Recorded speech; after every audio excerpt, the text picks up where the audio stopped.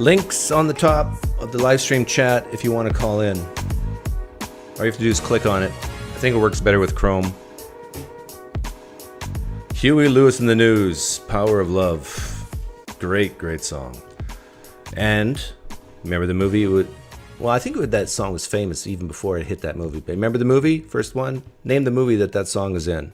Power of Love. It's probably in more than one movie, but the main movie it's in. Who knows? If you don't know this, please click off. You're not worthy to be here. But you should know this, especially if you're over 40, especially if you're over 50. No, at any age you should know this. I doubt your IQ level if you don't know the song Power of Love. What movie is that in? There we go. Festering boils. If I had pine points, I'd give it to you.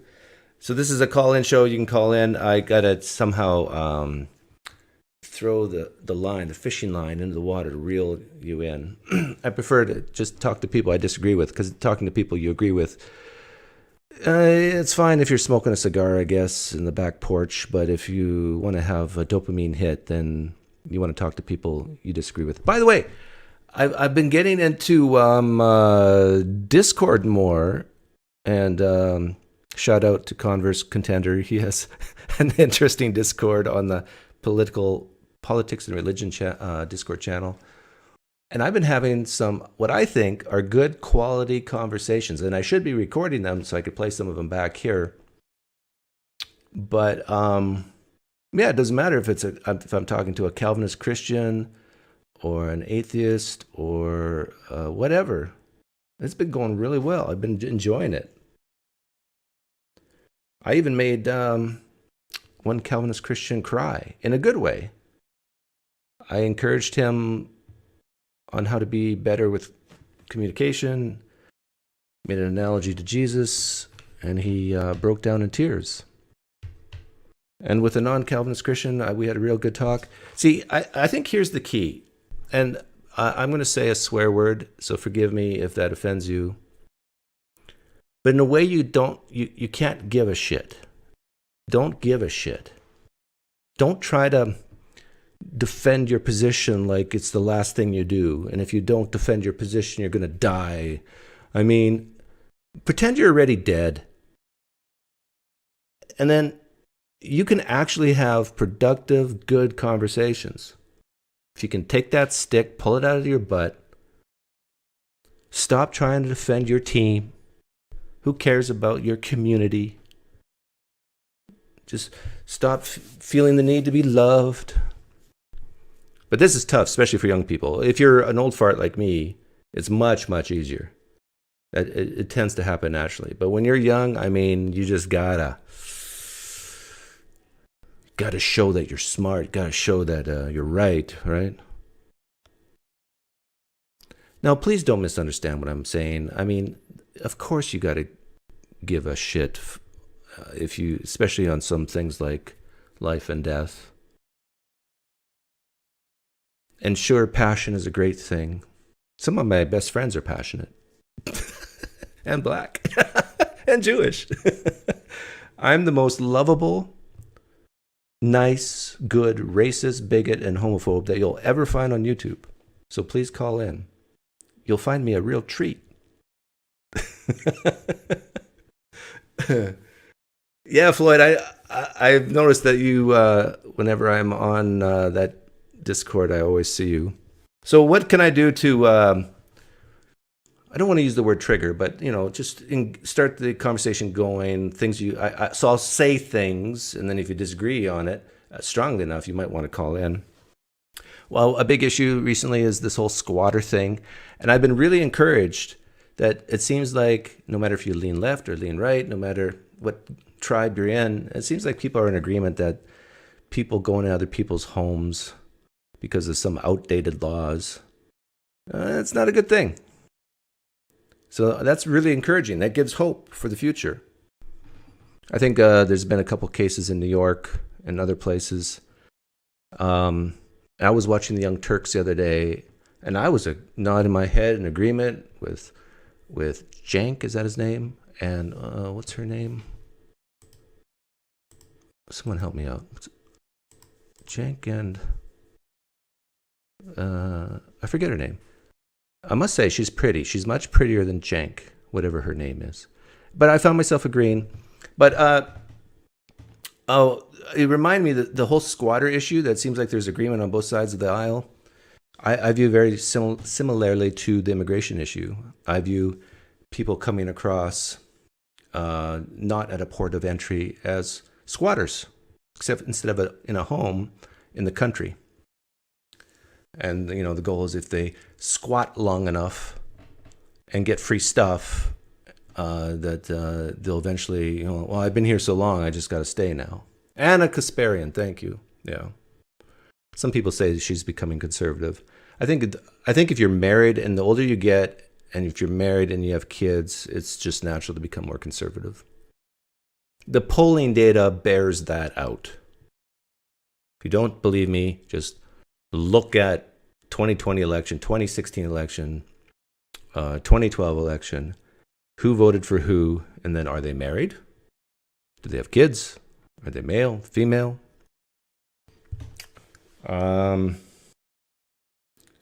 See, what else can I say?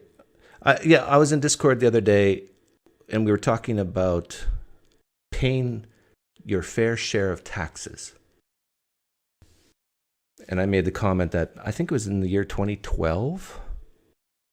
I literally, these are the days when you still wrote checks. Well, you didn't have to, but I literally had to take a checkbook out and put to Internal Revenue Service $75,000. It was a good year for me. But a lot of my business came towards the end of the year. You're supposed to pay quarterly if you're a self-employed business owner. So it ended up that I had to write a check for $75,000 to the government. Is that fair? Is that my fair share? So I would love to have someone who leans left explain to me what they define fair share to be. I actually think that mandatory withholding of your taxes, federal income taxes, on your paychecks, if you're a W-2, should be illegal.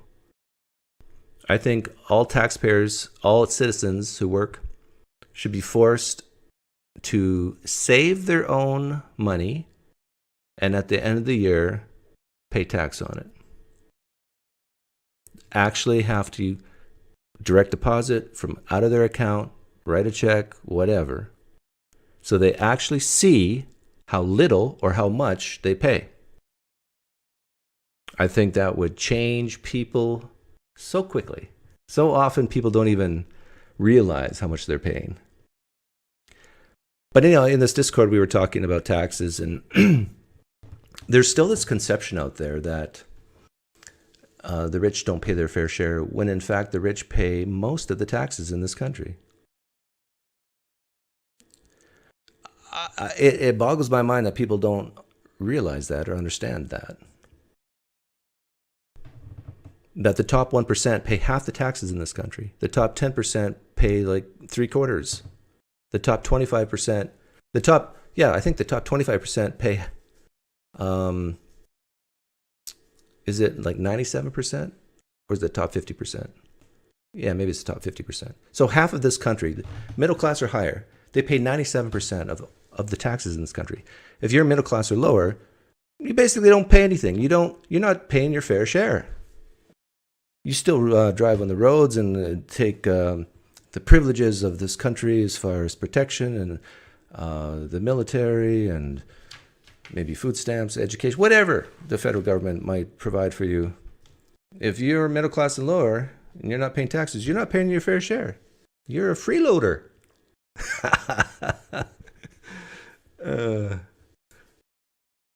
No, still no calls? Okay. I guess everybody agrees with me.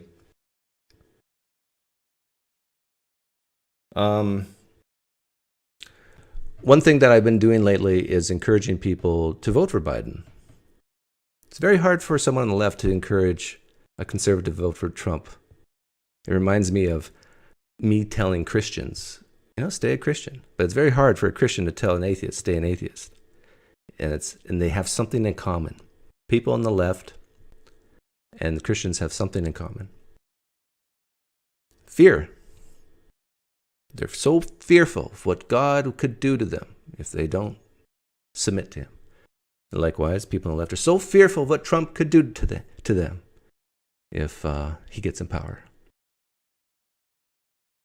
Now, don't get me wrong. People on the right have fears too. It's just different fears and not as much. People on the left tend to cry more. And there's a claim for you.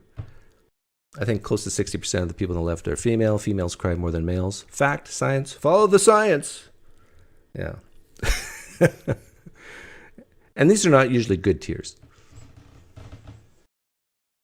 There's no calls because we're working. Only a reason why I'm watching is because I'm on lunch break. Yeah, you're right. If my channel's becoming more conservative in viewership, it's the conservatives who tend to pay for the country and the work. So but that's okay. I'm hoping the unemployed people on the left call in. Why am I not working, you might ask? I worked really hard last month. Things have now slowed. My cash flow is very lumpy. And I'm okay with that. Have I bought my Trump Bible yet? No. But you got to appreciate the marketing. Trump knows how to market.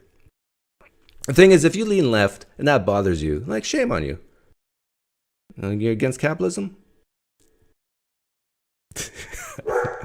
Yeah, see, my dog loves capitalism. Yeah, working from home is the best. You can, but in order to be self-employed and work from your own home, you have to be conscientious. You can't be a slacker. You got to be able to, but if you enjoy what you do, then you'll jump out of bed and you say, okay, I'm ready to work. But some people, I would say actually a huge percentage of people in this country, they need to be told what to do. Otherwise, they're lost. Anybody disagree with that? I would say it's by far the minority of people who can think ahead, do things that even in the workplace that their boss didn't tell them to do because they actually want to increase productivity. They know what their boss is going to say before the boss says it, and they do it. Okay, we got a caller. Let's hope it's someone who disagrees with me. Jason. I can't. Oh, yeah. Now I can hear you. Good. Okay, can you hear me now? Yeah, loud and clear. Let me turn you down a bit. Sorry. That's all right. What did you want to talk about, if anything? You just want to show your face? So I'm a big advocate of like psychedelics, and I know that your position is basically that you want to be in control of your own mind. Yeah. Yeah, I was here to persuade you that they're beneficial and that you should try them. Well, hey, I don't disagree that psychedelics can be beneficial. I just listened to someone, was it on Lex Friedman's show or whatever, talking about the best way to cure depression is psychedelics and what was the other thing? Combined with something else. And therapy. Yeah. But behavioral therapy, basically. But I've never been depressed. Like, I've had sure sad days, but never been depressed, never been anxious. I'm relatively a content guy. So tell me why I need psychedelics. Because it'll help you live optimally. So even though you don't have any mental illnesses, it'll help you thrive, basically. You sound like a Christian telling me you need Jesus because then you can live your life to the full. Is that what you're saying? Right. Except there's no stakes involved, really, because like you said, you're like a healthy, competent, put together fellow. But like for people like me who have like struggled with like mental health issues, it's helped me overcome those problems. And I believe that even if you're not impaired, it will still help you improve your life. Well, that's good for you. But I don't, especially you don't have kids is my guess. No, sir. No. Yeah, and I do. And so like I don't even drink alcohol unless I know the family's safe in the house. It's bedtime. Is that because you're a Mennonite? No. It's because I'm responsible. So, for example, if I was to get drunk on Friday afternoon at 5 p.m., okay, or let's say 7 p.m., and my kids are out doing something, then the car breaks down, and they need me, but now I'm impaired. Stupid, right? Yeah. So when you're a parent, you got to think ahead, think of all the problems that can happen, and solve those problems before they happen, if they happen. No, I agree. I think there is a way to responsibly use psychedelics. And I don't have kids, so like my worldview is kind of narrow in that regard. Um, Also, I just say that you would vote for Trump in this next election. Yeah. Now, let me be clear. If it's a choice between Biden and Trump, I'd vote Trump over Biden. And I was agreeing with the points you made about it, but I was also thinking that based off Trump's behavior, he's kind of like disqualified himself in my eyes from running for president. Then don't vote for him. See, this is the thing. It's kind of entertaining to me seeing people have mental anguish over this, because I do enjoy the sufferings of others, and and it's like people are different. People have different fears. I don't fear Trump like a lot of people do. Yeah, I do think there's a lot of alarmism about like, he's going to be a dictator and everything, and I think all that's nonsense. But I think like, I don't know, is there anything Trump could do that would make you like not like him anymore? Is there any personal thing he could do, not policy related, that would cause you to not policy related? Yeah, like if he got convicted of murder. Yeah. If he stole a car for no reason. I mean, well, they say he's broke now, right? So he might be able to do that. Oh no, he's not broke. But like... I'm glad you're here because you remind me of this the case with the fraud thing and undervaluing. Like, I'm in this industry where I do valuations for a living. So I've been hired by banks to say, hey, Doug, you got no skin in the game. Tell me what this business is worth.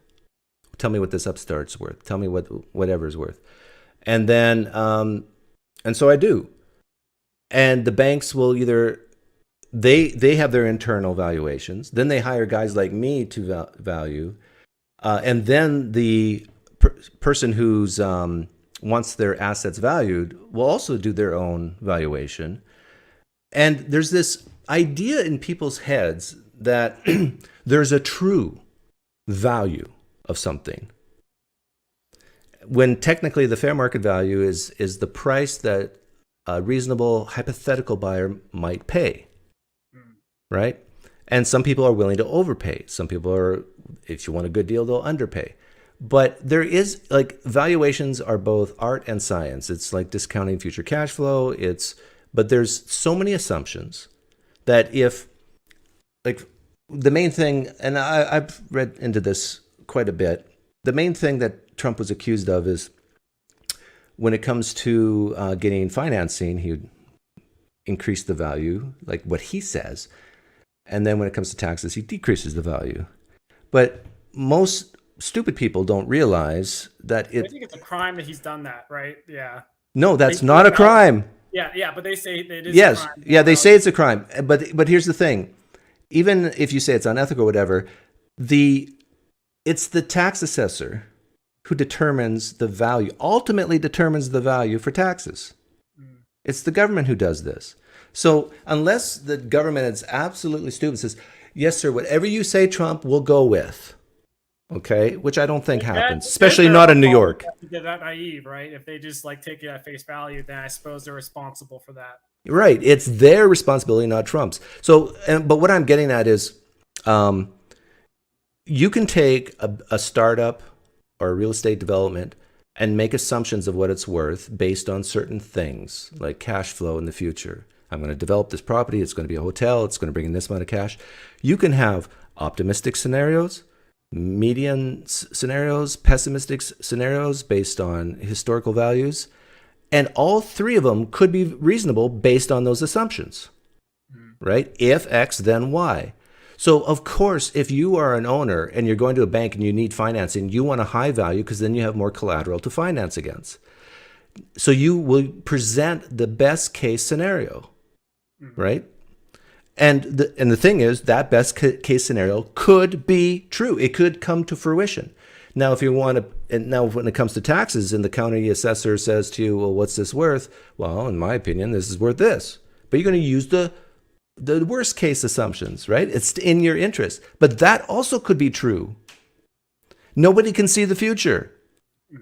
And so, but I think a lot of people on the left just are completely ignorant of business and don't realize that there isn't a hard science to this. Right. It's just But I don't even think silly. they even consider that. I think like they hate Trump so much they won't even look at it objectively. There's like, oh, Trump did something, borderline illegal. Let's all just hate him for that, regardless of the actual facts of it. It's just Trump derangement syndrome, I think, where like no one would honestly evaluate that from that perspective. Yeah. I sometimes wonder, like, where does this hatred come from? Like, especially in 2019. I can understand people's fears with the January 6th thing, but in 2019, why did people hate Trump? What would be your answer? Um, the media, they make it seem like he's like racist and like unqualified, unprofessional.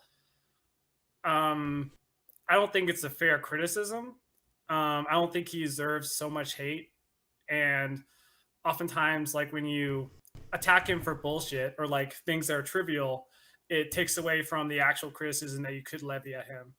But as to why people hate Trump, I can't understand it. I've tried to wrap my head around it, and I tried to ask people on the left, like, why do you personally, or what about Trump do you personally dislike so much? It just comes down to he's racist, sexist, bigoted, homophobic. I've never had like a substantive response that I think is fair. Yeah. See, in my opinion, it's not the government's responsibility to make you feel good, to make you feel comforted, to make you feel safe. Yeah. Well, the military's there to make you feel safe from foreign, but I'm talking about feeling safe of that I'm appreciated, I'm valued. Emotionally. Okay, so let me say this in a very harsh way to people on the left who might be listening. If you need your president to be your daddy, grow up already. Yeah. No, I agree. And I appreciate that tough love aspect that you have about you. I admire that. And I even tell my friends, be more dead inside. I've learned that from you. And I think it's a valuable lesson because I was guilty of that too. I'd get offended about things that are like basically not important, like things that aren't, that I shouldn't be upset about. And then teaching myself to be more dead inside, realizing that that's a more fruitful way to live. I appreciate you giving me that advice. Yeah. Well, now let me steelman the other side. It is repulsive to hear Trump years ago say, grab women by the pussy. It's repulsive, right? And I totally get that, and I agree with that criticism.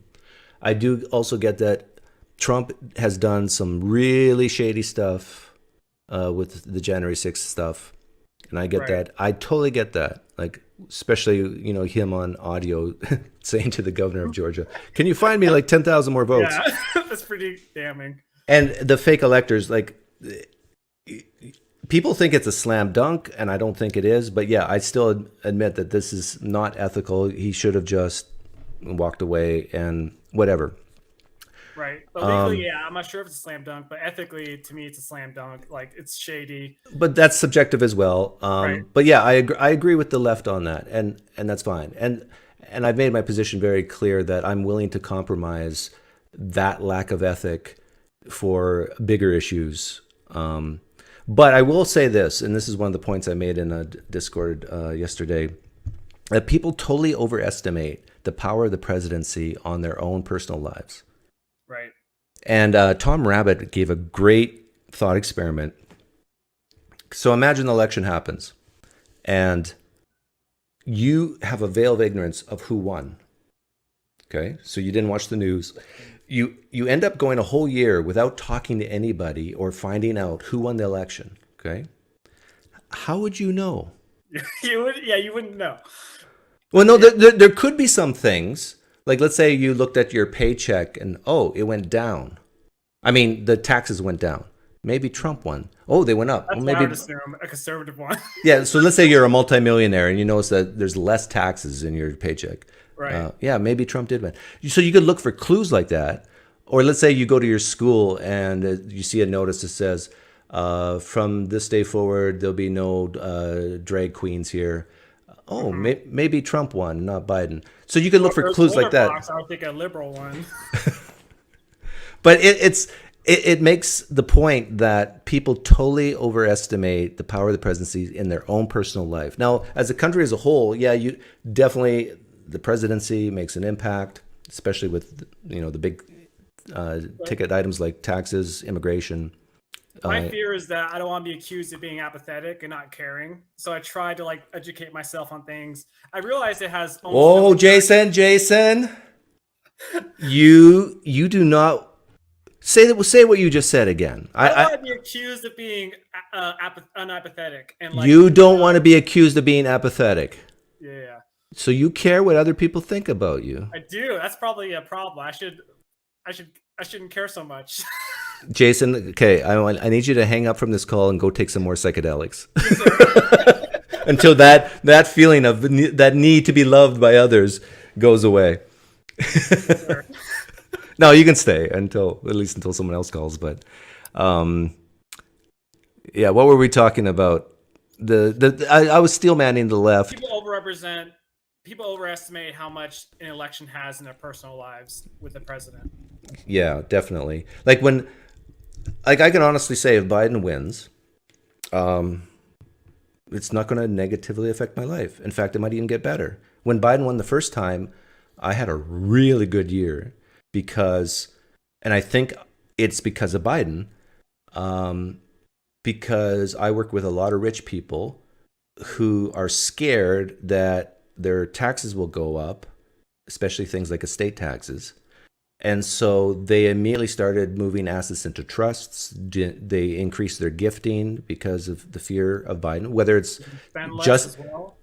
What's that? Do they spend less as well? I don't think so. I think they just move their assets to protect themselves from potential increased taxes. And so because of Biden, my business boomed in 2020, 2021. So what are some of the policies that he has that you find repulsive, aside from climate change and all that? Well, that's a huge one. Yeah, so I'm not a climate change alarmist. So that's a reason why I'd vote for Trump over Biden. I think it's terrible to increase taxes and make energy more expensive for the layperson, the common man. But I'm all for the people who value climate change and want to do something about it. I'm on your side when it comes to nuclear energy. We have that in common. Right. What else? Oh yeah, it's very repulsive to me that the presidency, Biden actually, well, I don't even know if he does this or if just his people who work for him, that he cares about people so much they'll say, you are loved, you are respected. And he said this about the trans and queer community. This is not the responsibility of the presidency. Yeah, you just said that earlier about being the daddy. Yeah. To me, that's literally repulsive. It's like saying, oh, you poor people, you don't have love. Let me give you some love. I mean... Well, that's not a policy thing. That's just I know, that's not policy. But yeah, immigration is it's a huge one. And anybody who, there's so many people say, well, the Republicans could have signed this bill. I made a short of Bill Maher saying, this is ridiculous. Everybody knows that, when Trump was in power, he did executive orders to up the yin-yang. And then when Biden came in, those policies, those executive orders went away, and immigration spiked. Right. And I don't know why we can't seem to fix immigration. Is it just a matter of the laws or just the money we're spending? I don't know why we can't. Well, we can fix it with the current laws.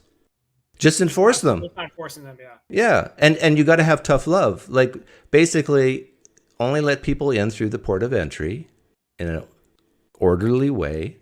Don't let people in just in any fence in southern Arizona or Texas or wherever, or California, and say, oh, you're claiming asylum? Okay, come on in.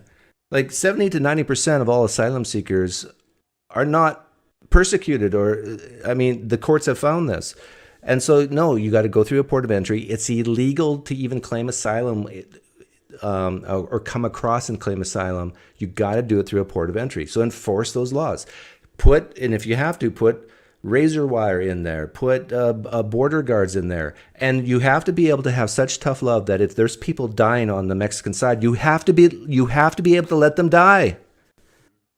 But see, someone on the left, they can't handle that. Yeah, no. This is why I think people on the right who lean right should be in charge of law and order, and people on the left should be in charge of giving hugs.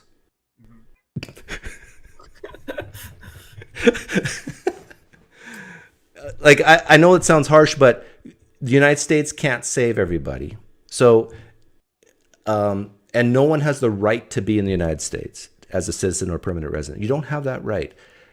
And so we can come together left and right and say, okay, what percentage of the people are we going to let in purely for charity, like asylum, save their lives, pay for their food, shelter, and clothing?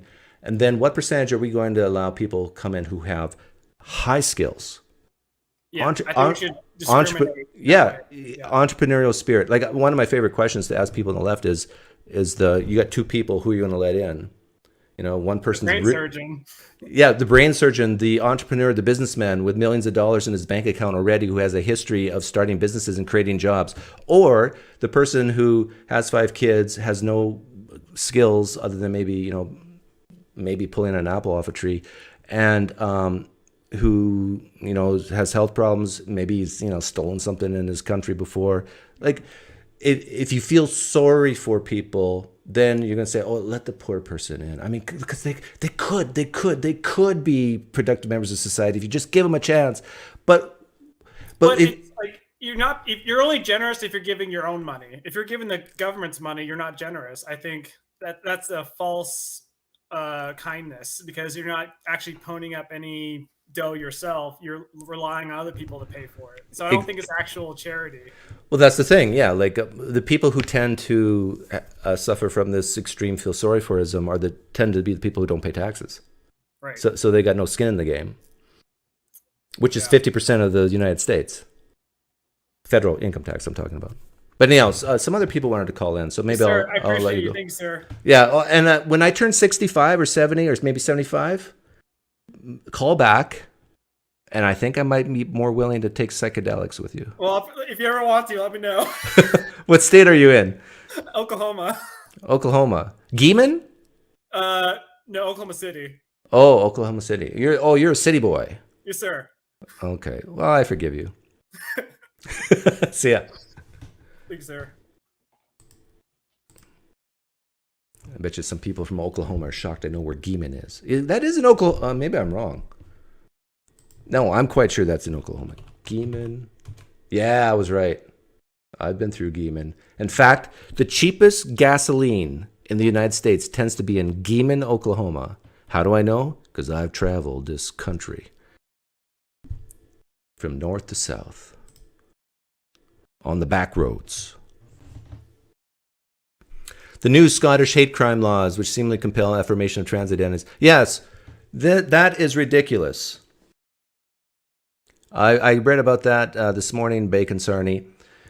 To me, I would not vote for a president who would support that.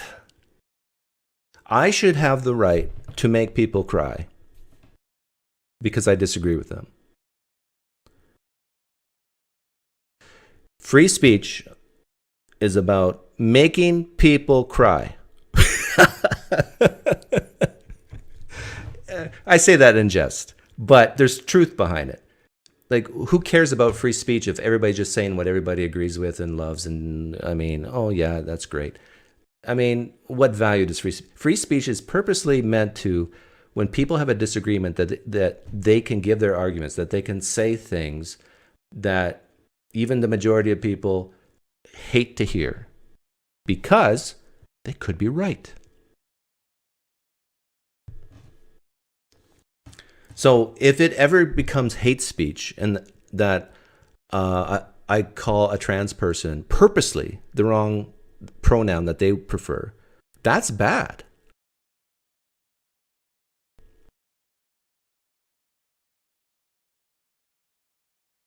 Because think about it this way.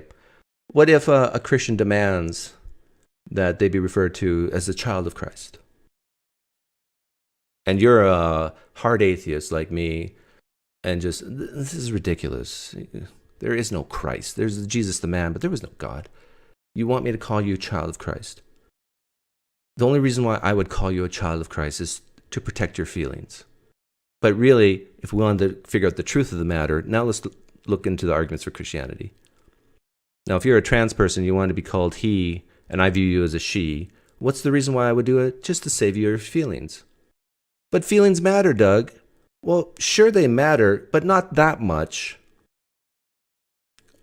This is probably a huge difference between left and right. The left tends to value feelings more than, I shouldn't say more than truth, but a little bit, relatively, a little bit higher than truth. Like they treat people more like children. Like with children, you can't tell the whole truth because they will cry. I mean, seriously, if children knew the truth about some of the things that happens in society, like pedophilia and kidnapping, and if you're teaching your kid at age 3, 4, 5 years old, well, you and mommy, when you go shopping today, you could actually be abducted. You can't speak that way to a kid. They break down, they cry, they go crazy. And I view trans people, some trans people, the same way. I guess they're asking people to treat them like children. Which, you know what? In a way, I respect.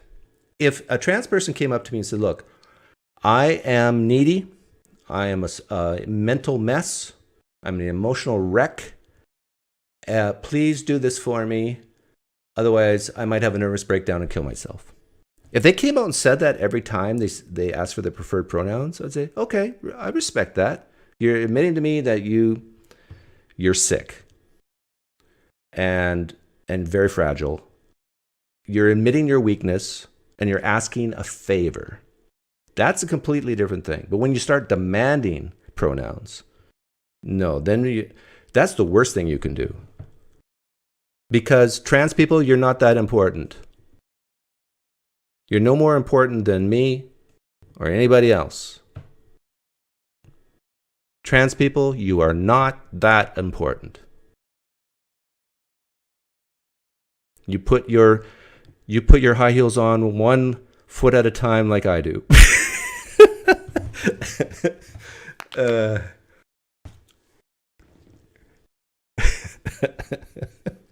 I love this. This is so much fun.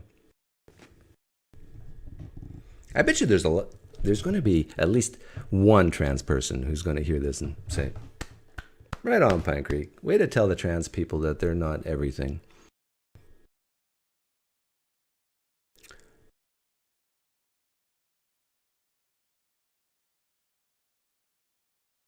Room's open. I was just about to say there was a caller before. Ryan. Are you boiling tea? Can you hear me okay?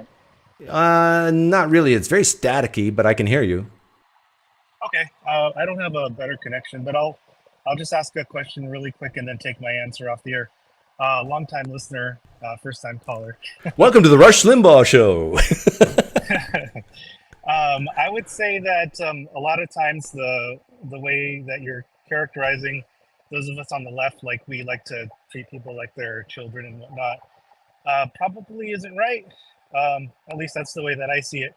I'd say that my biggest fear for having Trump in the office again is that he'll never leave. And I saw that before he came into office. I used to listen to him on Howard Stern, and he was a great character on there. I loved him on there. But yeah, that's my biggest fear, that we're going to lose democracy. So my question to you is, do you share or have any concern in that? And I'll take my answer off the air. Okay, thanks for the questions. Okay, I removed you because of all the static. No, I do not have any fears that Trump will be around if he wins 5 years after the election. My fear level, is it impossible? No, it is possible, but it's so low to me, I have no fears. Why do I have no fears? Because if Trump wanted to stay in office, he would have done it when he had the power to, when he was the presidency, and he did not. Then you said something about generalizing people on the left. Yeah, forgive me if I don't say some as a word that precedes people on the left, people leaning left, liberals, progressives, whatever. Because there's always exceptions. But I think even you, Ryan, would admit that if you were to think about the party who's more helping of the poor, you think left, you don't think right. Who needs help? Children need help. I mean, children are very dependent on their parents. Children, financially, are burdens to their parents, financially. Same holds true with people who are poor. Now, that, at least at that time, they're very dependent on the government or on charities or on their neighborhood to eat, to live, to have a house. So if you support helping them, this is very similar to helping children who are dependent. Now, the goal, in my opinion, is to make adults independent of the government, self-sufficient. In essence, the goal of the Democratic Party is to make Republicans.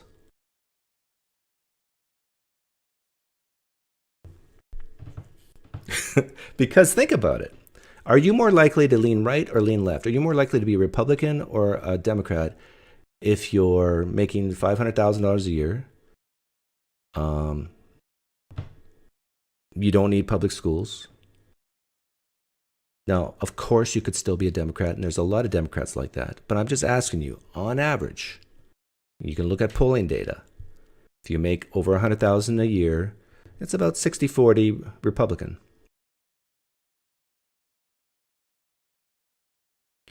So if you're a person who leans left, and you say, yeah, of course, Doug, I want people to prosper and be successful in their workplace, in their careers, and be financially independent. What you're really saying is you are in support of the probabilities of them becoming a Republican. And this happens frequently.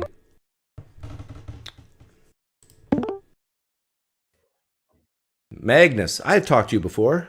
Yes, Right? good. This time you remembered. Yeah. Fantastic. What do I disagree with you on? I think maybe something on abortion, maybe. Well, I'll tell you my stance on abortion. You tell me if you disagree. Yeah.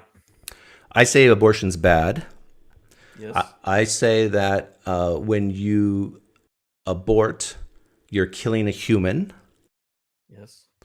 I would say that as the pregnancy goes further and further along, the value of that human increases. And so therefore, the longer you wait to have an abortion, the worse it is. So in other words, abortion at 3 months is worse than abortion at 3 days. Yeah. And I don't think abortion should be illegal in the first 15 weeks or so. 15 weeks. Yeah. That's 4, 8, 12. About 3 months. First trimester, like it's close. 10 weeks for sure. 3 months. Yeah. Okay. I But think we agree on everything. okay, so I don't think abortion should be illegal in the first trimester, let's say. And then after, it should. I actually am okay with it being illegal, except for cases of incest, rape, life of the mother. So basically, I think I'm pretty much middle of the road compared to most Western societies. Yeah. But I will say this: I do agree with the overturning of Roe v. Wade. I think it should not be a right. Right. But people. Well, I'm not an American, remember? Yeah. So I think I understand maybe why that is. So, yeah. Yeah, I think that was the right decision, though I'm kind of fuzzy on that. But the thing is, a lot of stupid people don't understand the difference between not having something a right and having something illegal or legal. Right. They don't get that. I think we agree on everything here. So, let's find another subject, Okay. maybe. Last time we disagreed on Ukraine. Yes. You said you wanted to shut down NATO. Well, I said I'm okay if NATO goes away. You're okay with NATO? I'm okay with NATO going away. Yeah. Yeah. Okay. I actually think that would be nice if Europeans were scared at night over the big bad Russians, and they would appreciate America more. Yeah, I think in a way I think you're right, because we gotta man up and do this ourselves. Yeah, take care of yourselves for once. So and last time Russia attacked a European country, in the 40s, they had 21 million Russians killed. So I think we can manage them if we get the free reins to do it. Do you think, let's say I was dictator of the world, or let's say of NATO, and I got rid of NATO. Do you think within a decade or so Putin would march into Europe? No, I think Europe would have to get a grip. I know, but do you think Putin would try to take over Europe? He would try, maybe. Yeah. Really? Definitely. Okay. Well, the parts of Europe that he considers Russia, I think he would take. Which would be some of Poland, some of Ukraine. White Russia, Belarus, maybe Estonia and Latvia and Lithuania. Because there are large parts of those public that are Russian. Okay. Russian. Yeah, you could be right about that, and he's definitely demonstrated that he's willing to go into Ukraine. But I would say that it's I wouldn't say none of America's business, but I would say that we have enough problems here in the United States that you know what Ukraine should do if they really want the United States' help against Russia. Write us a check for $500 billion. Right. Pay us. Your demented president kind of sleepwalked us into a war in Ukraine. So and his son. So last time my stance was that now that you. Wait, hang on. There's people on the left. I gotta represent the people on the left right now. And I gotta say, Magnus, what the heck are you talking about? Demented presidents led us into war in Ukraine. What do you mean?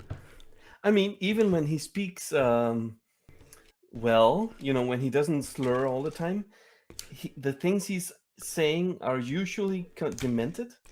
Like even when he's talking like clearly. But you made the claim. I'm being the left winger right now. Okay, you made the claim that. You kind of intimated that it's Biden's fault that there's the war in Ukraine. I think it is. Okay, but why? How? Explain yourself. So, of course, it's Russia invaded them, so it's their fault, of course. But these guys, they've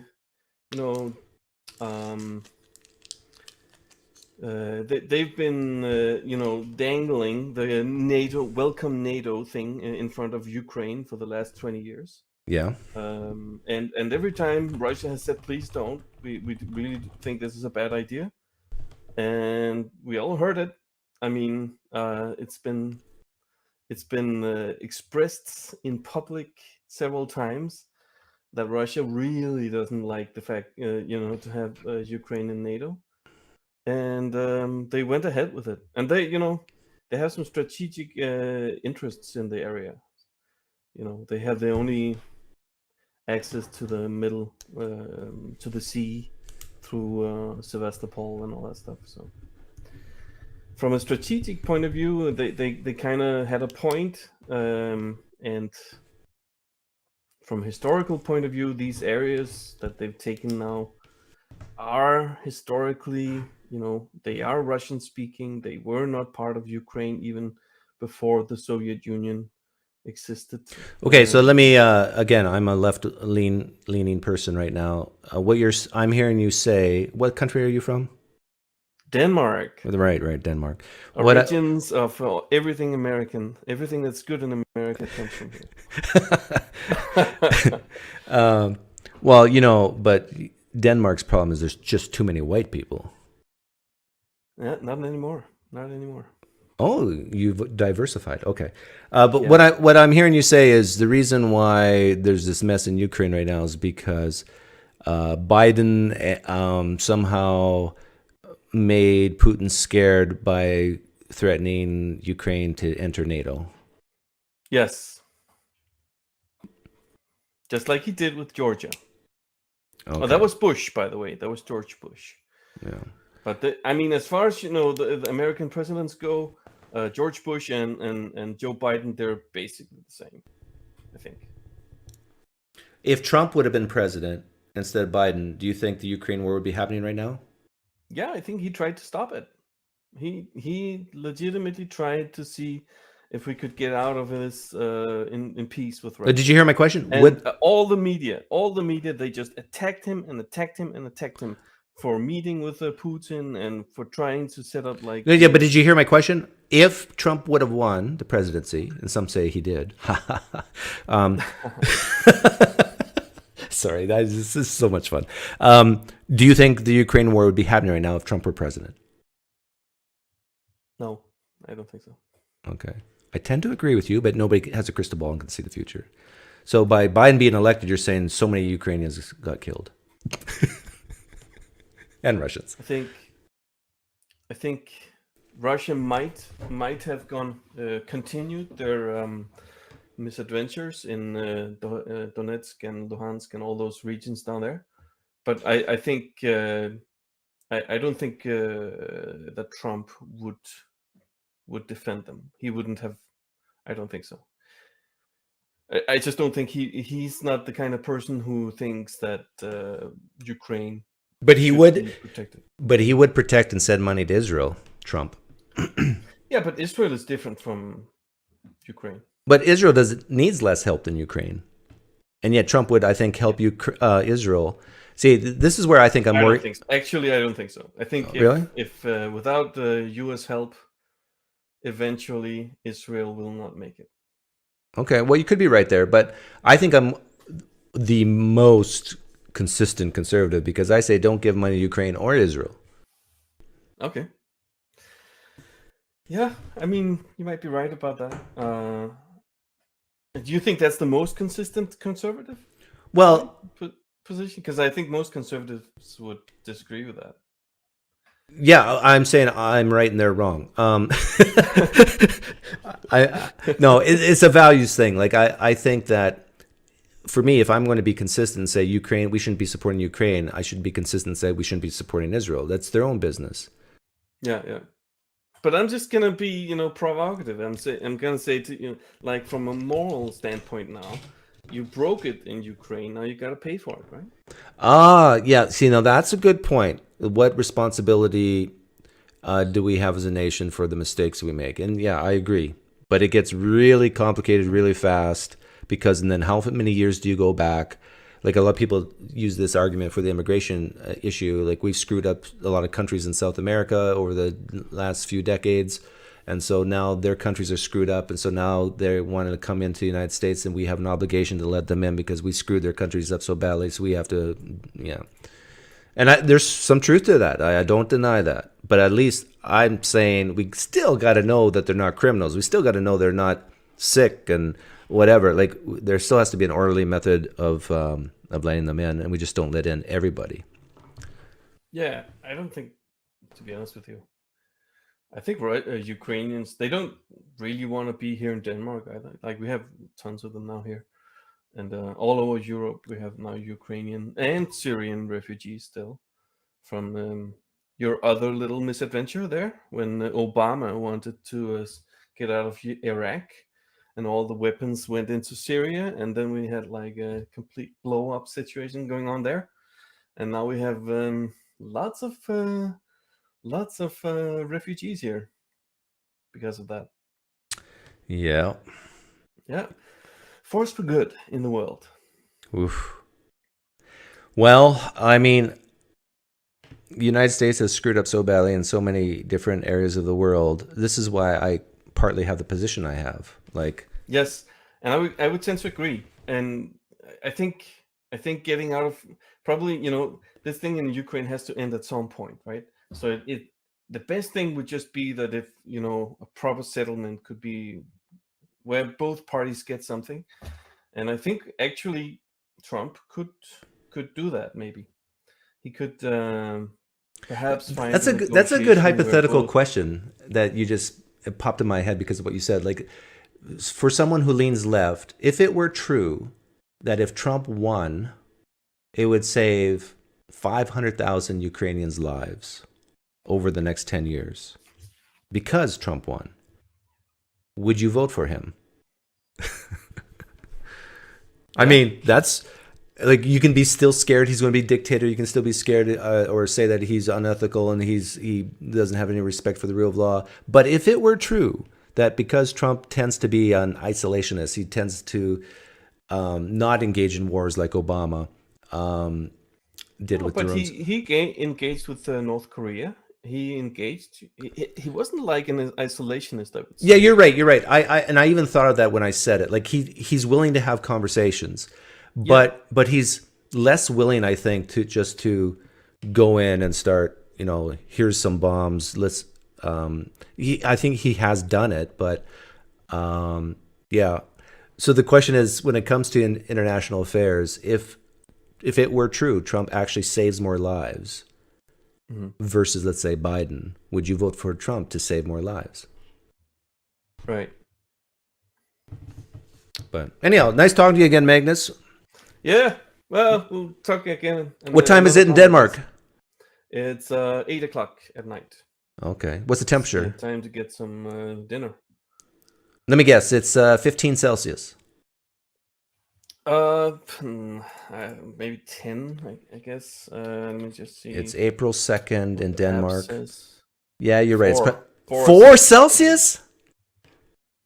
For those of you they say it's going to be frost tonight. For those of you from Guillemot, Oklahoma, 4 Celsius is barely above freezing. It's like 30 something. Yeah, no, it's maybe 38 Fahrenheit. Yeah. 32 is terrible weather. It's I mean, we don't get as much rain as the British, but it's close. It's close. Why would anybody live in Denmark? It's it's flat and boring, and we have a socialist government. So you can see why people. I like the flat part. Like, I was raised on the prairies in Canada, and I like it really flat. Oh, yeah, I used to. Lots of that. When I was a kid, I would sit in the front of the house and watch my dog run away from home for 3 days. That's how flat it was. Okay, so you even know the weather, like Canada. Oh yeah, I've experienced cold, minus 40 Celsius. I've experienced it. Yeah. With wind chill. Yeah, I know what cold is, and I know what heat is. I've experienced 45 plus 45 Celsius here in Arizona. Yeah. My brother lives in Memphis. I've been there in the summer. Wow. That's a dangerous place to live. A lot of crime. Yeah. I mean... Rambles, I'll be with you in a second. All right. Yep. Okay, we'll see you, Magnus. Great name, by the way. Yeah. See ya. Just click off. Press the X. There you go. I've been there in the summer. Oh, not you. Not you. Oh, are my headphones not in? Oh, shit, Doug. Hold on a minute. Typical leftist, left-winger progressive comes in ill-prepared. Nothing works. Oh, that's right. Nothing works. Here, hold on. Can you hear me? Yeah, I can hear you. All right, let me try that. Unfortunately. Doug, I almost bought you a present the other day. I saw those Bibles and figured you might like one. You know what I really need? If you're serious about buying me a present, I want a MAGA hat. You don't want the MAGA Bible? No, I already have some apologetic books that are thick for doorstops. So I don't need a big, thick Bible. But I do need a MAGA hat. You know why I want a MAGA hat? Because there's some liberal people, progressives, that I don't want to spend time with. And if I just put the hat on, they run away. you keep saying that. There's so many points that like I tried to. You were talking something about trans and something about the liberals whining and feelings, but it seems to me that Trump is like the biggest baby you've ever heard. The Republican, or I guess the MAGA party now, they literally whine and cry about everything. You don't think at all? I mean, Oh, no, of course Republicans whine and cry. like their feelings are constantly getting stepped on and they're constantly crying about it. Yeah, people are people. It doesn't matter if you lean left or lean right. People will always cry about something, not like certain things. It's just a difference in what they cry about.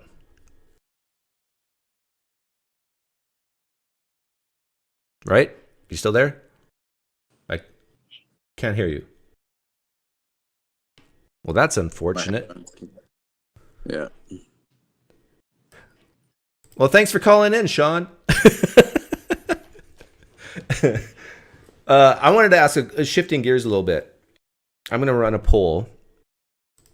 But Sean, seriously, I agree with you. Like, what do things people on the right cry about? Like, drag queens.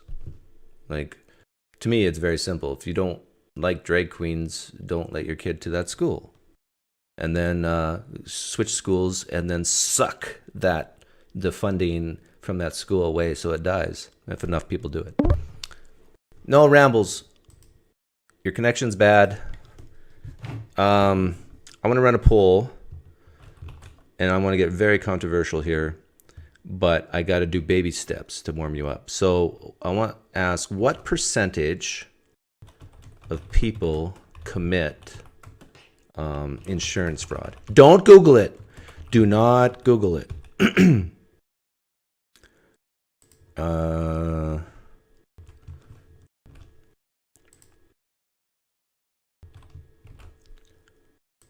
Okay, I gotta put some options here. Do not Google it. Don't do it. God's watching. God will send you straight to hell if you Google this. Seriously, God's real. Hell is real. If you Google this, you're going to hell, eternal conscious torment, forever and ever and ever.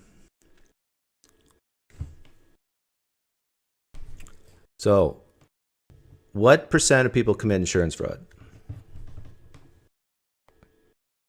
I think I know the right answer. Bilbo asks, can I call in and you role play, and you role play as a theist? You want me to role play as a theist?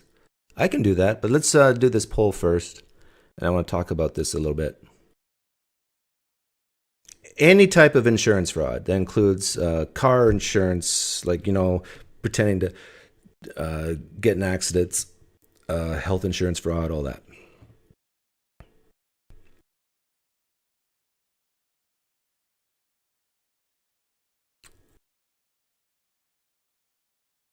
Commit or get caught? Well, the data we have is on get caught, because we can't verify the people who got away with it.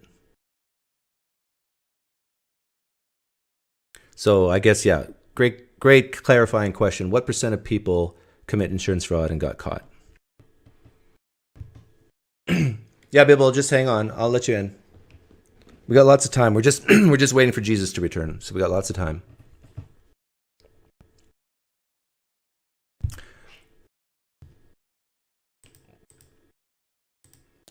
Now, this question that I'm asking here is going to someplace really uncomfortable for the left.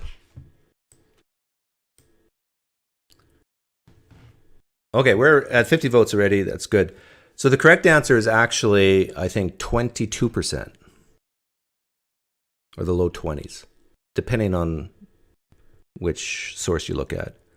Definitely high teens, low 20s. Now think about that. 1 in 5 people commit insurance fraud.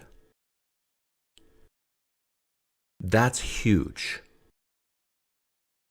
Now, this is where I'm going with this, and I got to preface this so carefully so people don't misunderstand me. So listen to me, read, if you can, read my lips and hear with your ears, and don't give a shit, okay?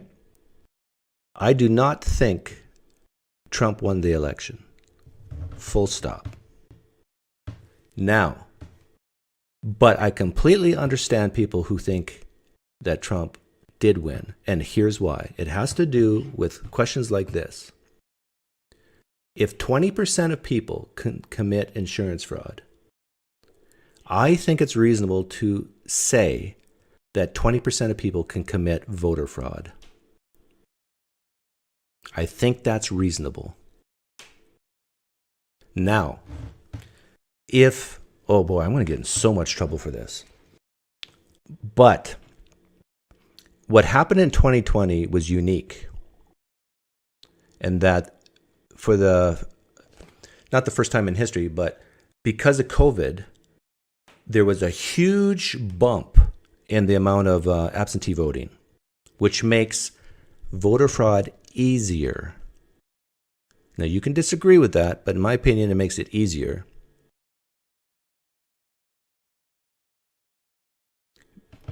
So, if 20% of people can commit or do commit voter fraud, then the question becomes, is it a push? Is it 20% of Republicans, 20% of Democrats, and so therefore they cancel each other out? This is where it gets interesting. Because of COVID and because Trump said, don't do absentee voting, and Biden said, we encourage you to do absentee voting. And if absentee voting, if it's reasonable to say, increases the likelihood of voter fraud or increases that percentage, and some people say that the ratio between Democrat, in fact, I even saw polling data on this, the ratio between Democrat and Republican absentee voting was, I think, 3-1 or 2-1. So even if it's a push, because of that disparity in Democrat versus Republican on absentee voting, and if it's true that absentee voting makes fraud a little easier, then one can very reasonably say that the fraud was more in the Democrat camp.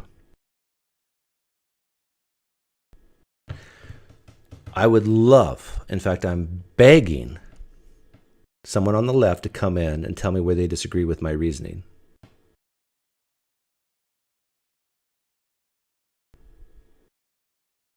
Yeah, assuming 20%, of course. And actually, that's not coming out of a vacuum. That 20% number of voter fraud might be high, but I don't think it's unreasonable.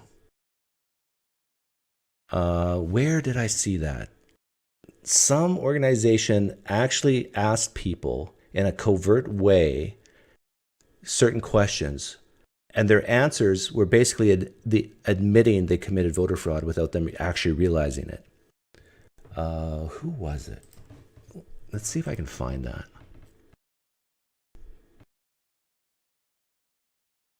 But even if it's not 20%, let's say it's only 5%, the reasoning still holds.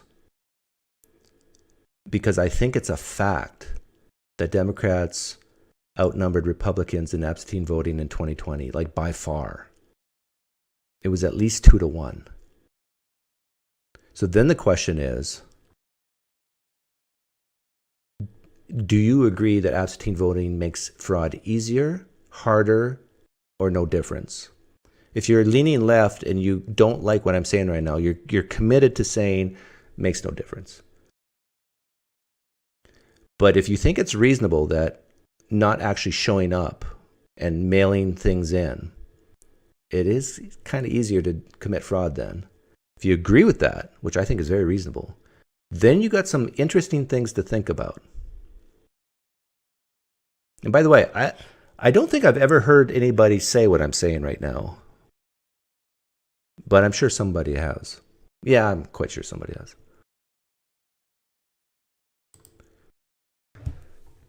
But again, I'm begging someone to come in and talk some sense to me here. Bring me from the precipice. I'm begging you. Let's see if I can find it.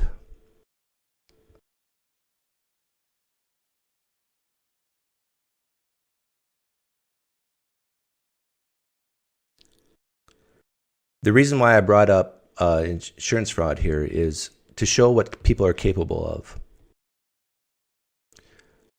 Like, for example, if someone offered me $100 to vote a certain way, guess what? I'm not going to make a dent. I'm not going to do it. If they offered me $1 million, I might be tempted, but I probably still wouldn't do it. Now, but think of someone who's very, very poor and really doesn't care about who's president, but is poor, and you say, here's $100, go vote for Biden. It's tempting, right?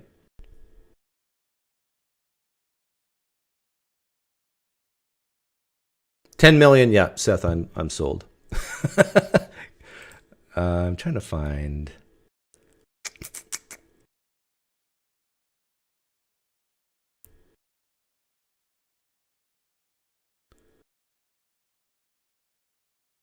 Nearly 3 in 5 illegal alien households are on taxpayer-funded welfare. Ooh, I bookmarked that.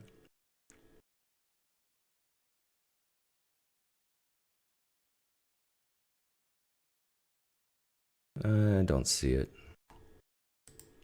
Does anybody know what I'm talking about? There was some poll done on voter fraud where people actually admitted to signing things on behalf of others, and the person who they signed it on behalf of didn't even know. Stuff like that.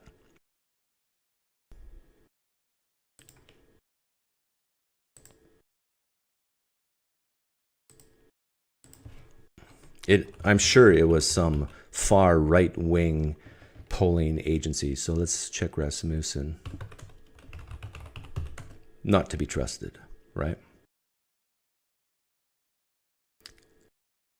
Rasmussen reports 24% of Americans believe someone they know died from the COVID vaccine. Ooh, those are some fighting words. That's pretty scary, though. Ah, here we go. I found it. Okay, so if you lean left, listen to me clearly. This is a far right-wing, not to be trusted organization called Rasmussen Reports. They're in bed with the Republicans, and so you should view this as comedy. Oh, I love that preface. Let's see here.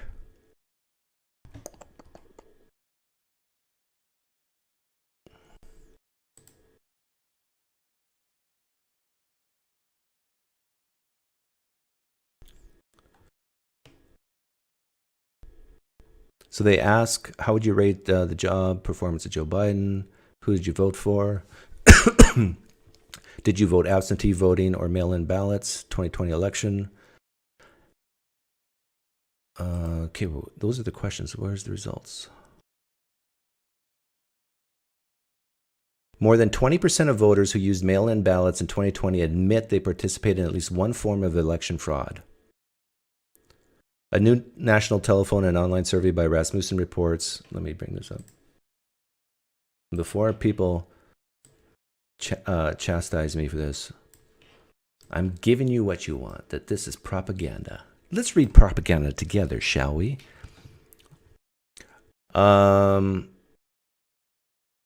20% of people use mail-in ballots. 2020 participated in one form of election fraud. A new national telephone and online survey by Rasmussen reports and the Heartland Institute. Yeah, these are both right-wing, bigoted people. That 21% of likely U.S. voters who voted by absentee or mail-in ballot in the 2020 election say they filled out a ballot in part or full on behalf of a friend or family member, such as a spouse or child, but 78% say they didn't. To see wording, click here. 30% of those surveyed said they voted by absentee or mail-in ballot in 2020. 19% of those who cast in mail-in votes say a friend or family member filled out their ballot in part or full on their behalf. Furthermore, 17% of mail-in voters say that in the 2020 election they cast a ballot in a state where they're no longer a permanent resident. All these practices are illegal.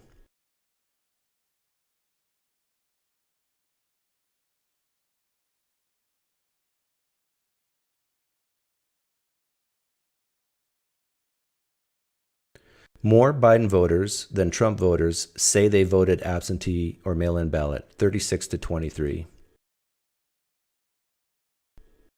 I don't think the people on the left would disagree with that.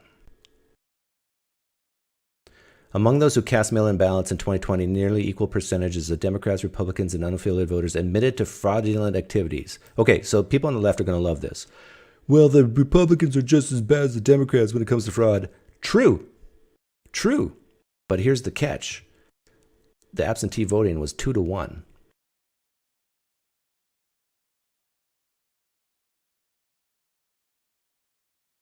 Among all voters, not just ones who voted by mail, 11% say a friend, family member, a coworker, or other acquaintances had admitted to them that they filled out a ballot on behalf of another person in 2020.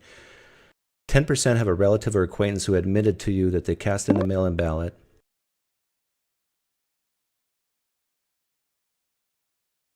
"25% of whites, 35% of blacks, 49% of Hispanics, and 41% of other minorities say they voted by absentee." Yeah, see, and the whites tend to vote Republican. Blacks, Hispanics, and other minorities tend to vote Democrat. So what this is saying, as a percentage, less whites did absentee voting. Minority voters are significantly more likely than whites to say they engage in fraudulent election activities. See, this is what you would call blue-collar crime. For example, whites, 3%, are much less likely than black voters and Hispanics and other minorities to say someone offered to pay them to vote in 2020. Whoa. Holy crap. Crapola.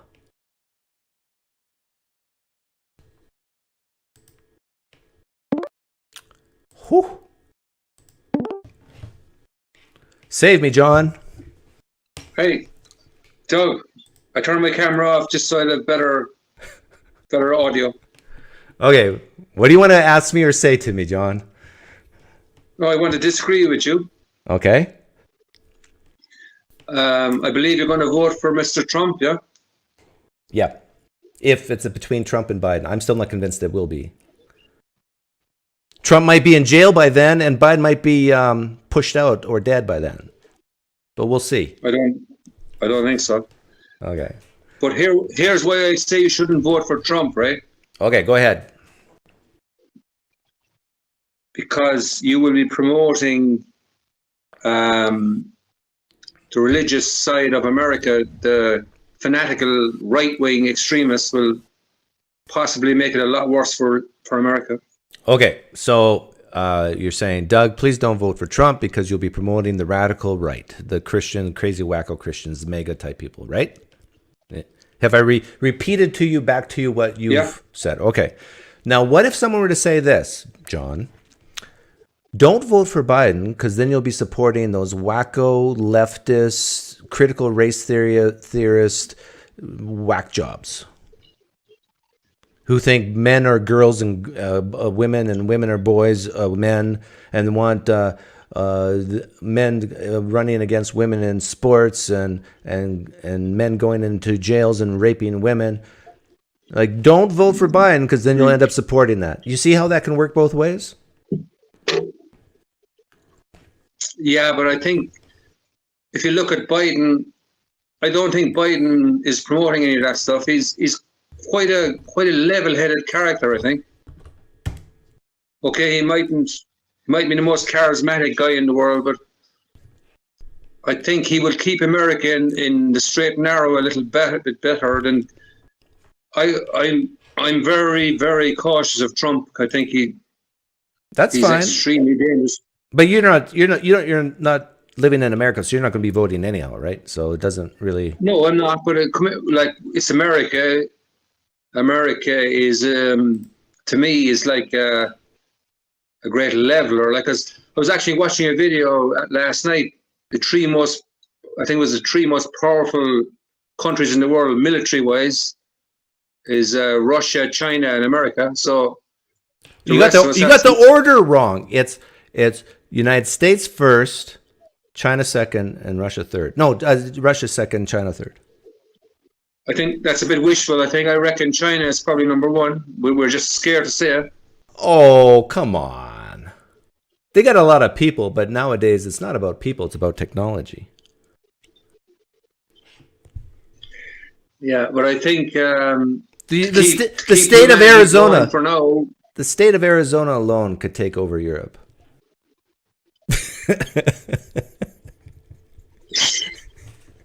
My state can take over all You're Europe. down. Yeah. You know how many planes we got here in Arizona? Is Vegas in Arizona? Yeah, Vegas is that? No, Arizona? that's Nevada. Nevada. Okay. Yeah. That's amazing. Vegas. Who created that? The mafia, was it? Yeah, you're right. Well, mostly. Yeah. The good old days. That the good old days of freedom, they're gone. Like they're gone now. So, but we're getting off topic. You made the claim that Biden doesn't promote the wacko left like Trump promotes the wacko right.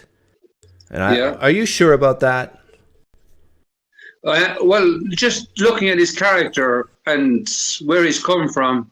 His character. Huh? His character. You mean like taking money from foreign entities into shell companies on behalf of through his son and other business partners? You mean that type of character? Yeah, you probably that's probably spinned out of control by. It's not all. It's not. Yeah, it's not true, right? Okay. If it were true, would you say? Probably not fully. Look, hey Doug, he's a clever man. I think he's no fool. He's a clever man. Yeah. I think he's fairly clever. He must be. Like he's not he wouldn't get to that position by. He's not a dumbass. Like I think for America and for the rest of the world, he's probably the best option. Trump is a complete loose cannon. I couldn't. That would be like putting. I think it would be nuts if he got. There's just too many nutters on that side on the right hand side at the moment. Okay, John, but what you're saying right now, would you characterize what you said just now as opinion or fact? Well, okay, it's opinion, but I think it's a fairly educated opinion. I've been watching. I'm watching politics. I'm always interested in politics, especially world politics, because it affects. It starts with the bigger countries. And it just filters down, as I say, shit falls down, man. Yeah, it starts with America usually, and like the bigger superpowers, and then. Why don't you try asking me a question rather than just giving me your opinions? I think that's a much better way to, like, if someone disagrees with you, it's better to ask the person questions rather than say, well, in my opinion, blah blah blah blah blah. Okay, yeah. Okay, Jesus, how can I approach this now? Yeah, so pretend your goal is to change. Question. Yeah, your goal is to change my mind on something. Let's say Trump versus Biden, but you have to be smart about it. You just can't say you're wrong or my opinion's better than your opinion. You're living. Okay, Doug, I hear you. You're living a very privileged life now in America. You're probably upper middle class. You don't have any financial concerns. You have good family, all that. I've heard all your story. You've been delivered from Jesus, and Jesus is no longer a problem. All that kind of stuff. Keep it coming. And I can agree with all that. And I reckon if you have Mr. Trump in there, you might have Jesus on steroids on your door. I have Jesus in my bed already. My wife's a Christian. Yeah, but it'd probably get a lot worse, I reckon, if Mr. Trump goes in, because I'm not. Hey, John, I'm not scared of Christianity like you are. No, I'm scared of what religious people can do to us, our freedom. Okay, you're scared of Christian nationalism, is what you're saying, right? Yeah. Yeah, I don't share that fear. So what are you going to do with me now? That's why I disagree with you, because I think you're actually a little bit blind. That's fine. We disagree. I know you consider yourself a very intelligent character, which I think you probably are. But John, this is like a waste of time. Basically, the last 5-10 minutes, you're saying I like chocolate, and I'm saying I like strawberry, and then you say, well, but chocolate's way better, and I say no, but I just like strawberry. See, this is what a lot of people, both on the left and right, don't get. It's not a waste of time, because it's not a waste of time. You look at what's happening, right? You're going to be voting. When's your election coming up? When is the deadline? Well, November 7th is the actual election. Number 7 coming. Okay. Yeah. Well, this is what we're discussing now, right? I know you, 18,000. You're a huge influencer. Huge. No Huge, one can massive, influence huge. like I influence. So, what I'm saying, I don't think it's fucking meaningless. What I'm saying to your listeners is, don't vote for Trump. You're saying vote for him, and I'm saying no. I think you're missing it. I've actually told many people sincerely in the last few days on Discord, hey, if you value this, and this, then vote for Biden. I'm not trying to convince people to vote for Trump. Well, the thing is, that's like a kind of a Christian. I reckon you still have a bit of Christian stuff inside you. It's, I mean, you can say that and then vote for him. You know what I mean? It's like that's hypocrisy. You're a little bit of a Pharisee there. I want to be very clear. If you value things like climate change, if you value things like increased taxes to the wealthy to help pay for poor people, whatever, if you're for bigger education, if you're for universal health care, then vote for Biden. If you're for trans rights, vote for Biden. If you're for that the government should be more involved in your providing food, shelter, and clothing for people, then vote for Biden. I'm not for those things. I think, see, what will happen is Biden is not strong enough, right? Trump will probably, but not that he's not strong enough, but there won't be so much of a big change. But if Trump comes in, I reckon it could go really, really, it could actually blow the whole fucking place up, I reckon. But if Biden goes in, it'll be more relaxed. I'm glad you said that, John. We'll still have the same debates. John, I'm glad you said that, because that reminded me of something. And I don't think I've ever said this before on this channel. But I think whoever becomes president next, no matter who, if it's Biden, Trump, Kennedy, I predict a blow up no matter who becomes president, and it's because of our debt problem. So, and then they're going to get blamed for it. In a way, I kind of hope Biden wins, because we're now approaching $1.5 to $2 trillion a year in interest payments on our debt. It's going to crowd out funding for other things. Either taxes have to go up or severe cuts have to happen. It's going to be a bloodbath. It's going to be a mess.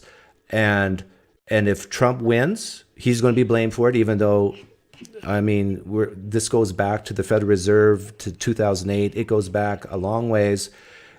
I say neither of them are to blame purely, but whoever's in power at that time is going to get the blame.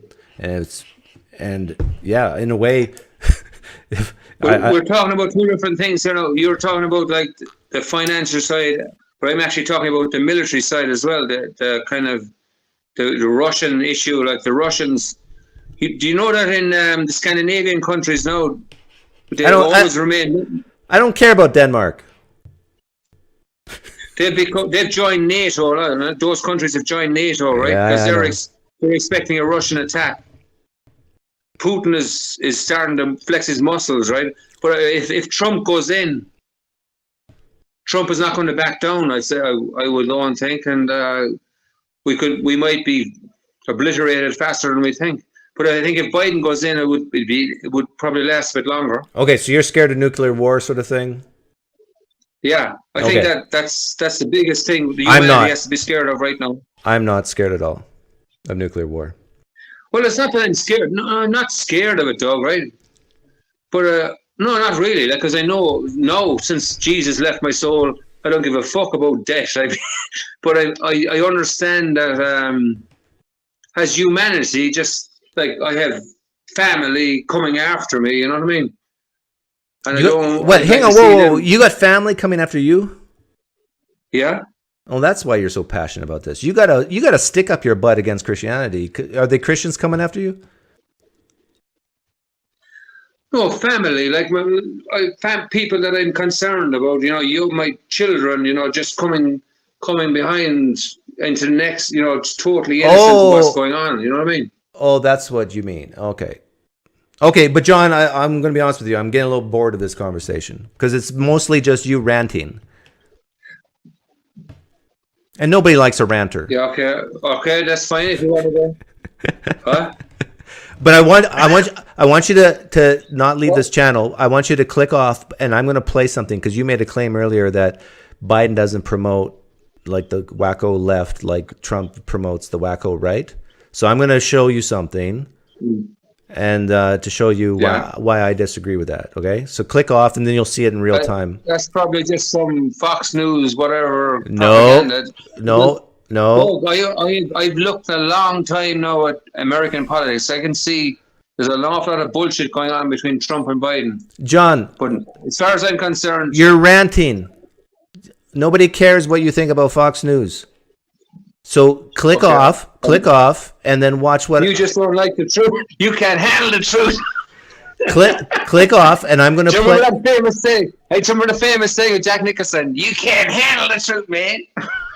Yes, I remember. Okay, click off and watch Biden talk, okay? Okay, good luck. Goodbye. Goodbye. Oh, my. Do you need help clicking off? Do you know how to press the X? You bastard. I do. My goodness. Okay, so this is Biden 9 months ago. And if you lean left and you're progressive, what I call like the woke progressives, you like this. If you lean right, you don't like it. I think this is what I think it is. As a nation, we need to push back against the hundreds of callous and cynical bills and laws introduced in states targeting transgender children, terrifying families, and criminalizing doctors and nurses. These bills and laws attack the most basic values and freedoms we have as Americans. That's not hyperbole, that's a fact. The right to be yourself, the right to make your own health decisions, the right to raise your own children. We put protections for housing, employment, healthcare. Chief, I was proud to have ended the ban on transgender Americans. No one should have to fear for their safety in this country. No one should be singled out or demonized or made to feel less than anyone else. Like white men. The LGBT community are worried and afraid about their future and their safety. So today, I want to send a message to the entire community, especially to transgender children. You are loved. You are loved. You are heard. You are heard. You are understood. You are understood. And you belong. And you belong. This is, I'll speak on behalf of right-wingers right now. This is disgusting rhetoric from the President of the United States. When you single out a certain group of people and tell them that they're loved. This reeks of insecurity, weakness, neediness. This is basically telling a certain group of people, you don't have family and friends and parents who told you that they loved you. And so me, as the President of the United States, I will tell you you're loved. I'll be the daddy figure in your life to help you feel better about yourself. I can let you know this is disgusting rhetoric for many people on the right. I made a short about this and I couldn't find it right now, but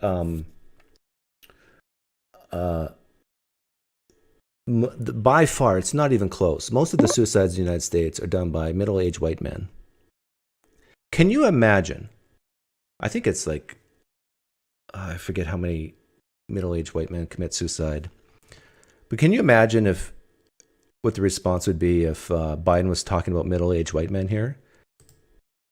So today, I want to send a message to the entire community, especially to transgender children. Especially to white middle-aged men. You are loved. White middle-aged men, you are loved. You are heard. White middle-aged men, you are heard. You are understood. White middle-aged men, you're understood.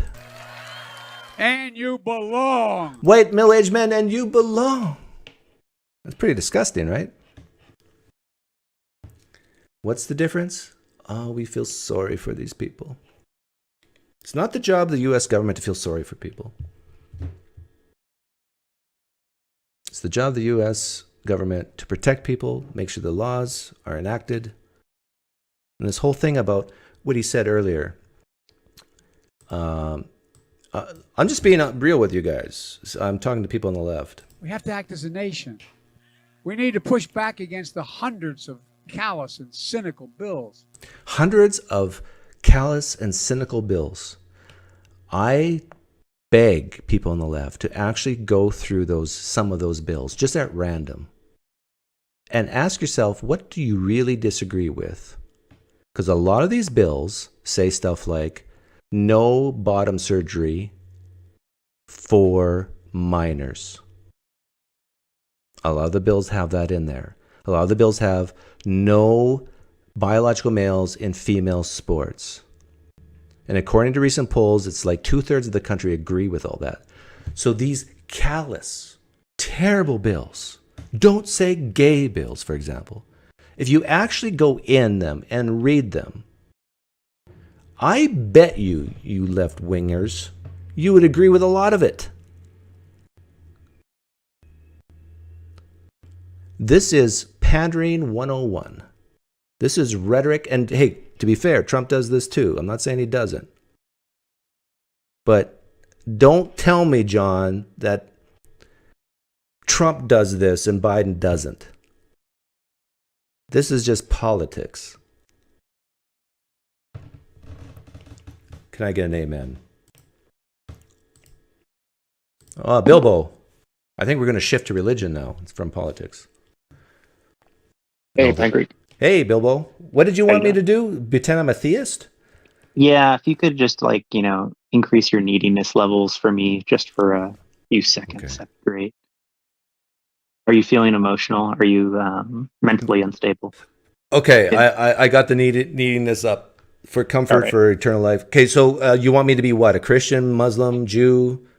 Preferably a Christian. If you could be multiple Christians, maybe in the thought experiment, that would be helpful too. Okay. But I was coming up with a thought experiment, and it basically goes like this. My first argument is that with more foreknowledge comes more responsibility. And the way I illustrate that is... You're using my argument back on me, and I got to try to fight against my real problem of evil, right? Is that what's happening? It is related to the problem of evil. You're right. Yeah. Okay, so this will be tough, but I'll try. Yeah. So imagine you have a big red button in front of you, and you don't know the consequence of pressing that red button. But Okay. if you were to press that red button and it led to Hitler 2.0, which led to millions of Jews dying again. Oh, I didn't mean to kill millions of Jews just now. So on a scale of 1 to 10, without that foreknowledge, how responsible are you for that outcome? Okay, so I can't see the future. That's what you said, right? Correct. And if I press the red button, I will create another Hitler, which will kill Jews. Yes. Even though he has his own free will, you know for a fact he's going to kill millions of Jews again. Or no, excuse me, you don't know that he's going to kill millions of Jews. That's Okay. what's going to happen. And I have the free will to not press the button, right? Correct. Okay. And you're asking me how responsible on a scale of 1 to 10? Correct. 10. Oh, I'm supposed to be a Christian. Christian, Because you said I know for a fact that will happen. no, excuse me. In this first example, you don't know what will happen. Oh, I don't know what will happen. Okay, in the first example, I would say my responsibility is... what do I know? I know that there's a likelihood that it could happen then? You don't know anything. You just see a big shiny red button in front of you. And I don't know what it... Okay, I would say... since you don't know what could happen by pressing the button, it might be foolish to press it anyhow because bad things could happen. So I would still assign some responsibility. Let's go 2 out of 10. Okay. Now, let's say you knew for a fact you had 100% certain foreknowledge. Pressing the button would lead to the death of millions of Jews. How responsible would you be now? I know for a fact that it's going to kill Jews. Yeah, then it jumps up to 10. Okay, I guess this is where I'm struggling because I was on the Christian apologetic subreddit, I know that on me. And I couldn't get my point across that with more foreknowledge comes some more responsibility. Could you help me, Steelman, or understand that perspective of why they would think that? I mean, I think a lot of Christians would concede that more foreknowledge has more responsibility. Are you encountering Christians who disagree with that? Yeah, I ran into several that said that it had no bearing on the level of responsibility. They're just stupid. Seriously, I'm not joking. Or they're either stupid or just being defensive and stubborn to not fall into your trap. But very intellectual Christians will admit that, yes, God is ultimately responsible for all the sin, evil, and suffering, but he has morally sufficient reasons to do it anyway. And then in the end, it will all be made right. They would say something like that. Yeah. Okay. So irrespective of how responsible you are, because there's a greater plan, it's okay. Right. Type deal. In fact, I talked to a Christian just a couple days ago who said basically that. So, but where they're coming from is they cannot conceive that the universe exists without God. So it's a given. God did create. So now we got to make sense of it, of this evil and sin that he hates, but he created it anyhow. Well, there must be a good reason. And even if we don't know what that reason is, since it's obvious God exists because we're here, there has to be a good reason. And we could just say, I don't know. Let's see. Do you find that it's at all valuable to ask, like, how would you know if it was a bad reason? Like, is that even relevant to the theist? I mean, well, that's kind of where my mind goes. Yeah, they would not concede that because they would say any standard of good and bad is based on this God's nature. So there, by definition, would not be anything God does cannot be for a bad reason. Yeah, so, there's not even that criteria set up for them to come up and say it's a bad reason. Yeah. But this line of questioning that you're doing is still good to do because I think it does start the cognitive gears going. And even like Christian Catholics will admit, I believe one guy told me the other day that this is one of the first questions in some type of study, catechism study or whatever, like why did God create? And same with the Muslims. They will say this is the question in Islam is why would Allah create in the first place? And this goes back even like my friend Camille was telling me when I started using this argument. Oh, you do realize, Doug, that this has been around for 2,000 years. Like the early Christians struggled with this too. Like if we have an omni God, it really seems like he would not create if he knew what would happen. Yeah, I think boredom's the best answer there. I don't know. What do you think? But then you're admitting he's not all powerful because an all powerful God, like boredom, is a negative emotion, or at least not a good emotion, and so it requires it implicates God as being needy. I need to do something, so I'm not this. So the only way around this for the Christian or the Muslim or the Jew is to say God doesn't know the future exhaustively. He was a bit surprised that sin happened. So that's one out. Another out is God doesn't have free will. He had to create because it's part of his nature. His hands were tied. He had to create. That's another out. What's another out? Oh, he's not all powerful. He actually, in order for his love to be completely fulfilled, for his justice to be completely fulfilled, he had to create to demonstrate love and justice. And without creation, it's like a tree falling in a forest doesn't make a sound. Who cares about God's love and justice? But this kind of backfires on the Trinitarians because they believe God exists as three persons and he could fellowship within himself, fine. But the Unitarians are a little bit different. But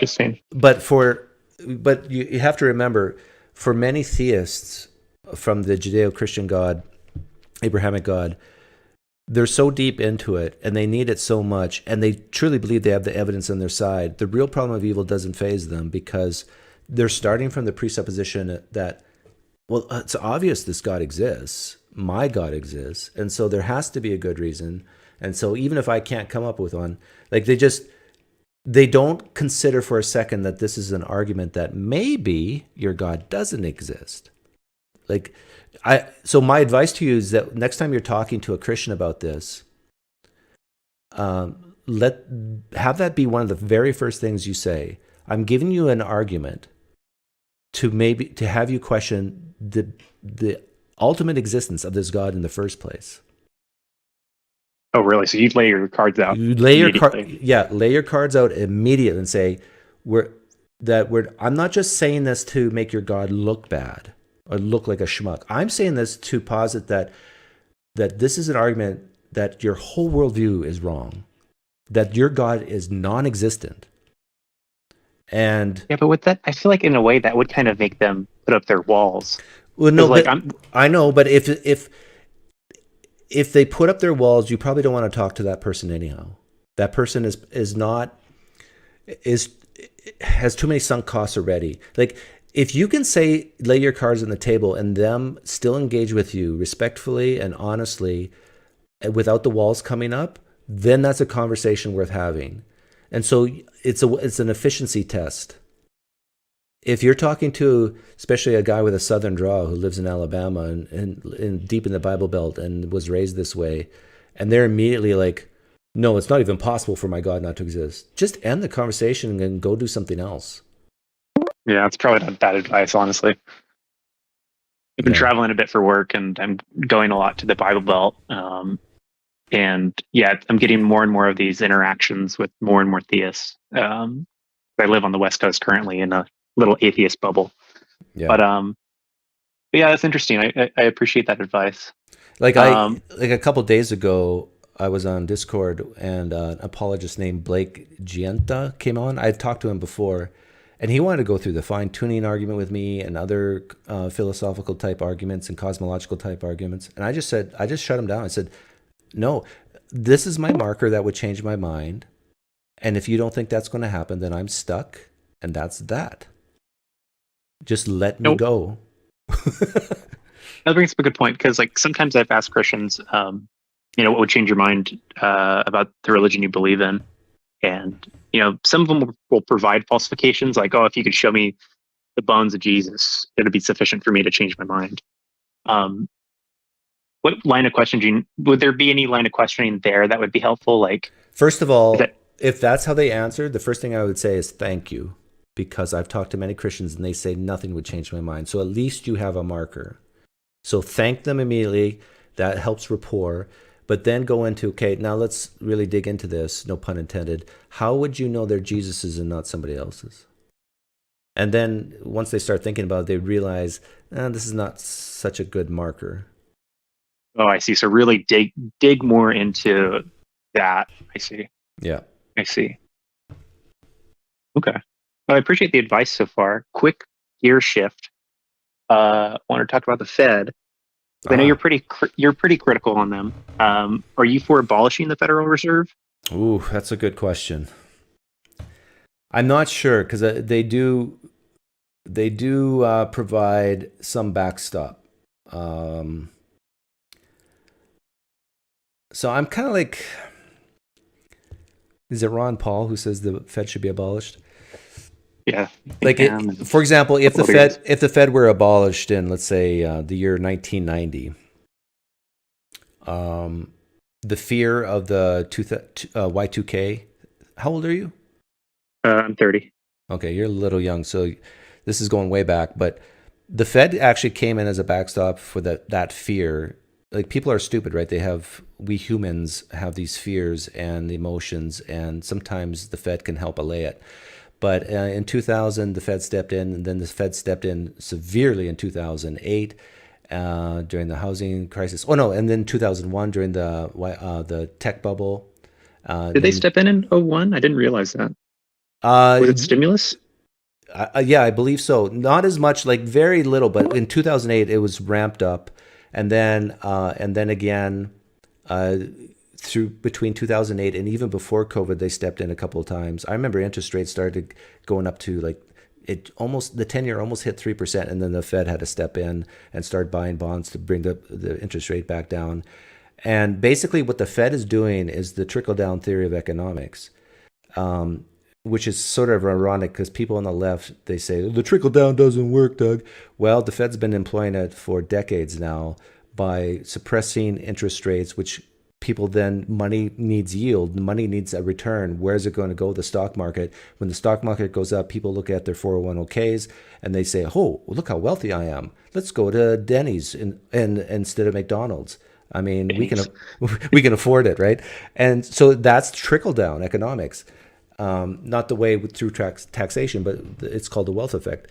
But anyhow, so can you imagine if the Fed wasn't there during 2008? I don't know. Like, yeah, it would be bad for about a year, but would we be seeing the inflation we're seeing now? Exactly. And I tend to agree with you here. And that's why I kind of lean, maybe we could get away with just abolishing it altogether. Right. I wonder if that's the solution, or is it more tied to the amount of M2 money supply? Like, is that going to be a stronger determinant on overall inflation and cost of living, more so than just the Fed? Because the Fed, correct me if I'm wrong, but they have control over the money supply, correct? Or is that the Treasury? Yeah. Well, now, yeah. Like, what percentage of bonds are owned by the Fed now? I think it's at least a quarter or a third. In Japan, oh, really? In Japan, it's like I think 80% of bonds are owned by the government. Like, that makes the market illiquid and very volatile. So, yeah. But what's your question? Like, what's the best way to get rid of inflation? Yeah, well, not so much. Well, I guess because inflation's kind of tied to the debt in some ways. My initial question was, should we abolish the Fed, and what would the downstream effects of that be? I would say I lean yes, and the consequences of that would be when we have a recession, a deep one, there will be a lot of pain and suffering in the short term. So what's ended up happening is, because people are very, like, my tolerance for mental angst is quite high, way higher than the average person. I'm okay with mental angst. I kind of almost thrive from it. But when people see the economy worsening, they feel better when they know the government's going to step in and help them. And the Fed is part of that feel betterness. Like, you've heard of the term plunge protection team? No, never heard of it. Okay, so there's a joke in the finance world that the Fed in all countries, they act as plunge protection team. So when the stock market starts to plunge, they start stepping in, buying bonds, and in some countries they actually buy ETFs. I think Japan has done that. They'll actually start buying. Interesting. They start actually buying stocks to put a floor to keep the stocks from dropping, because when people look at their investments, if it goes down too far, like, I have a very, very wealthy friend, and like he almost had a nervous breakdown when he saw his portfolio drop by 50% back in 2008. And he kept investing, and he was almost in tears. Like, why am I doing this? I mean, the mental anguish in him was sky high. And the Fed does provide a role in making people feel better for a time. But then the question becomes, are they doing more damage in the long run? And I think we're finally starting to see that. And I think people who say, well, look at Doug, no worries, like inflation's coming down. And they're right, but now it's starting to tick back up again. Just at the moment, like, the Fed is so wrong so many times. Economists are so wrong so many times. The government's so wrong so many times. And it puts fear in people. Like, they need this idea that either science or the government or the Fed, that they know what they're doing. And so we're not going to have chaos. But the reality is, a lot of times they don't know what they're doing. And right. A lot of times in finance, people are just guessing. It's Yes. best guesses based on past historical events. And like in 2022, people were when the Fed started raising interest rates, and then in early, I think 2023, people were already predicting, oh, okay, now they're going to start to cut because inflation's coming down. And I think if you go back in predictions a year and a half, they were predicting that our interest rates would be not at 5%, but closer to 2.5% by now. And it's not. It's still at 5%. And I'm not very confident in this, but I still think that I made this prediction a few months ago. I still think in a year or two, it could be very possible that our interest rates would reach double digits. And if that happens, I mean, we're cooked. You think it's going, you see, I don't know if it's going to go up. I could see the argument for it being flat, or I maybe might lean towards like a 50 basis point decrease by end of the year. Just based purely on what Jerome Powell has said at the last Fed meeting. Yeah, but you think Jerome Powell can see the future? No, he cannot. No, of course not. And a lot of people were predicting that based on what Jerome Powell said, that he would have cut by now, and he has not, because he knows what happened in the 70s, that if you cut too soon, things can spiral out of control very quickly. Yeah, true. So you might be right. You might be right that it will just stay at 5%. But even if that happens, all the refinancing the government's doing for itself is now being refinanced at higher rates. Because right now we have 30-year bonds that are coming due, and they were locked in at, let's say, 2.5%, 3% from years ago, 30 years ago, and now they have to refinance that at higher rates. And so the average cost for all the debt the interest rate is going up. So even though it's flat, the average cost of the debt's still rising, and it will keep rising for another 5 to 10 years if you keep it flat. Well, wouldn't that benefit them from a spending perspective? Like, I get it from they have to pay more interest, but doesn't it also work the other way too? Like, doesn't high inflation benefit them if they have? Yes, I know where you're going with this. And some people say this has been the strategy all along. So what you do is you don't care about debt, step one. Step two, you use inflation to your benefit to make the debt look smaller. So if you buy a house for $200,000, and let's say it's 100% finance, $200,000 debt, and since it's 100% finance, you're saying, I'm a little scared here because, I mean, I'm leveraged to the hilt, and I got no equity in this house. It's all debt. But then inflation hits, and the house is worth $400,000. Now that $200,000 debt doesn't seem so big. And what if inflation gets even worse, and now the house is worth $600,000? Now that debt's almost nothing. I mean, it's a third. So some people say that this is a great strategy for any government.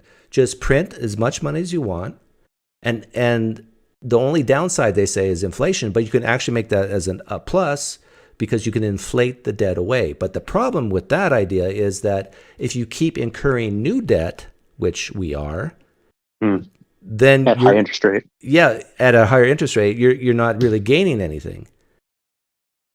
So in a way, like the government would be incentivized to have lower rates, at least in that argument. Yeah. Oh yes, yeah, definitely. Like the government needs interest rates to be close to zero again, but they can't do that if inflation's at 2.5%, 3.5%, 4.5%. Maybe this is why we need the Fed, because the Fed is kind of being the bad guy here. He's the one keeping the rates higher to hedge against inflation. So maybe we do need Jerome Powell. I don't know. I don't have the answer. Well, the thing is, if you got rid of the Fed and just let the free markets reign, there's a good chance that we will enter in a huge depression. Which is bad, but yeah, sure. But in the long run, it might be better than slowly. Like it's the question of, do you want to pull the Band-Aid off quickly or slowly, which is less painful? And what happened in the 30s? On how much hair you have. Yeah, what happened in the 30s? That depression led to a huge. Plus World War II happened, but in the 50s, 60s, 70s, a huge boom. And that debt was paid off very quickly. All we need is just another World War III, baby. Yeah. Anyhow, I'll let you go. I got another good person talking. wants in. Yep. See ya. Bye. Sorry for the people from Oklahoma. Now, I'm sure that conversation went way over your heads. in the 50s, 60s, 70s, a huge boom.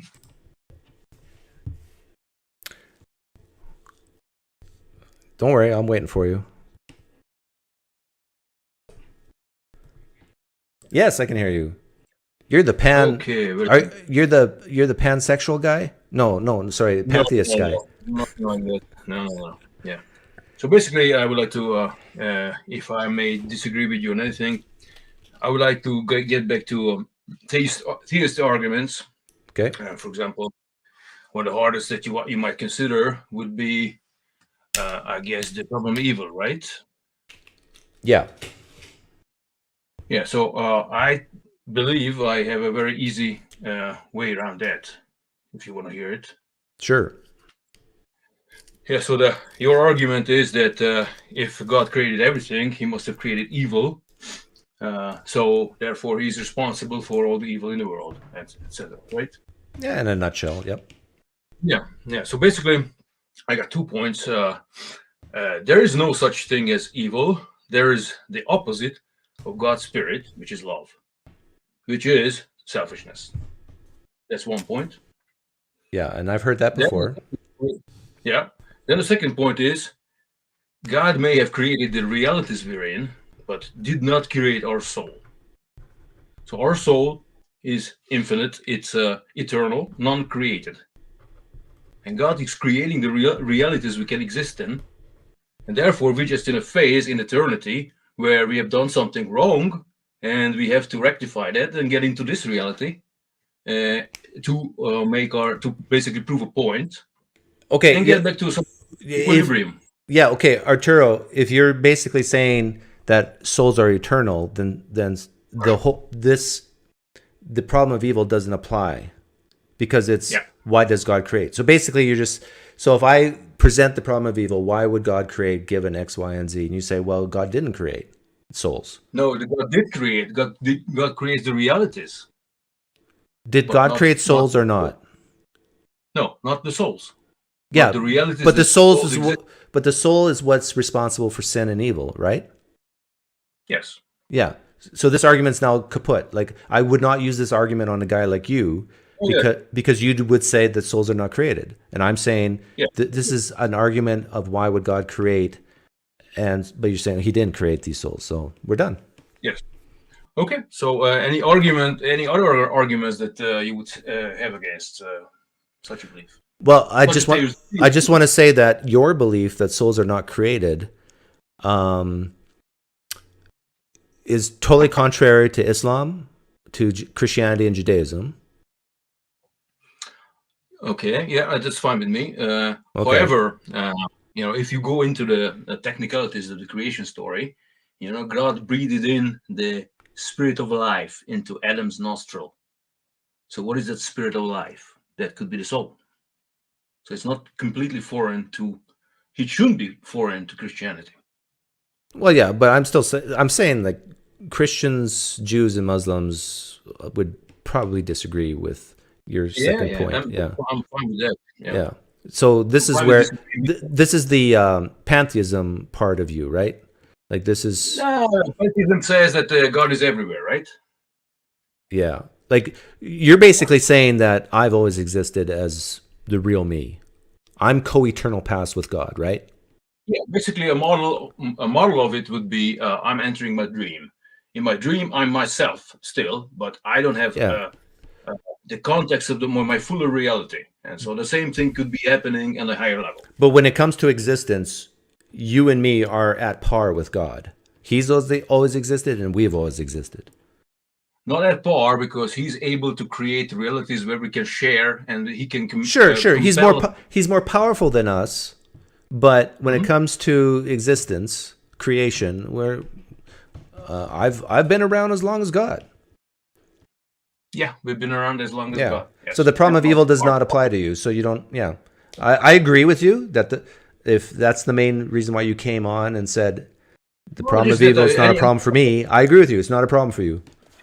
Any other argument as well? I mean, basically, I still see the truth in Jesus's message, and I see him as the creator entering a reality himself, not as a son or anything like that, but create the creator himself entering our reality, not to make us believe, but to demonstrate his love through partaking in our fate, in our misery and suffering. Okay. And let's do whatever he wants with him. We may do with him. Okay. Well, thanks for coming on.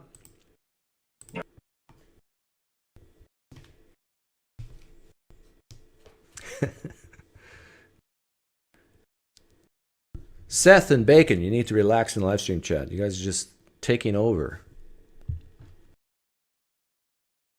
Get a room.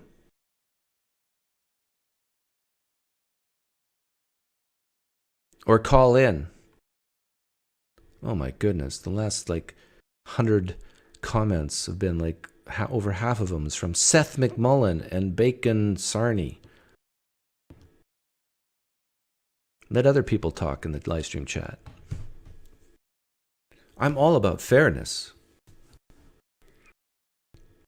Okay, anybody else want to call in? Can disagree with me about anything?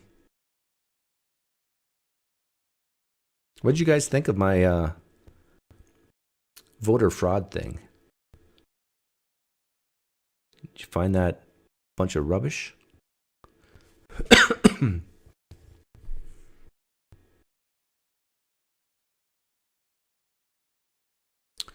Doug, question for you. Did you learn evolution is the origin of life?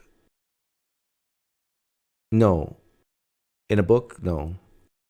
Most undergraduate courses in evolution at university, or what do you mean by origin of life? That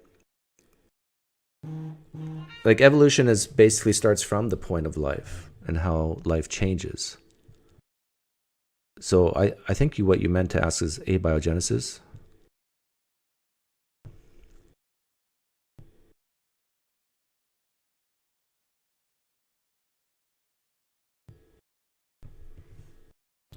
Yahweh just texted me, said, great show, keep it up.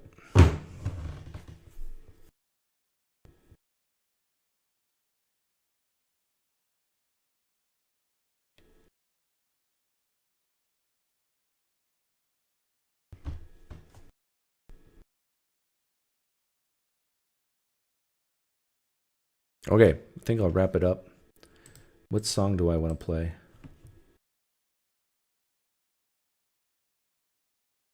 I have to say, I assume that voter fraud is very easy to catch, and I have had some difficulty confirming if that is the case. No, I would say voter fraud is one of the hardest things to catch. Oh, Sean's trying again.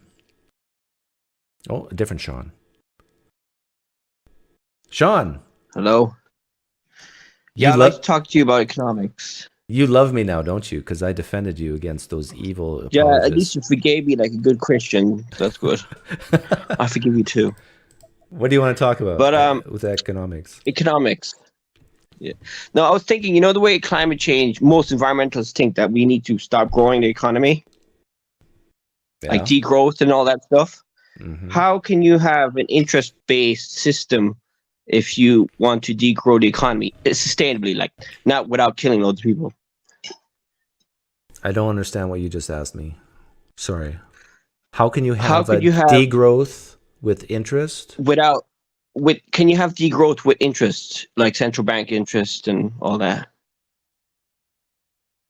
Yeah.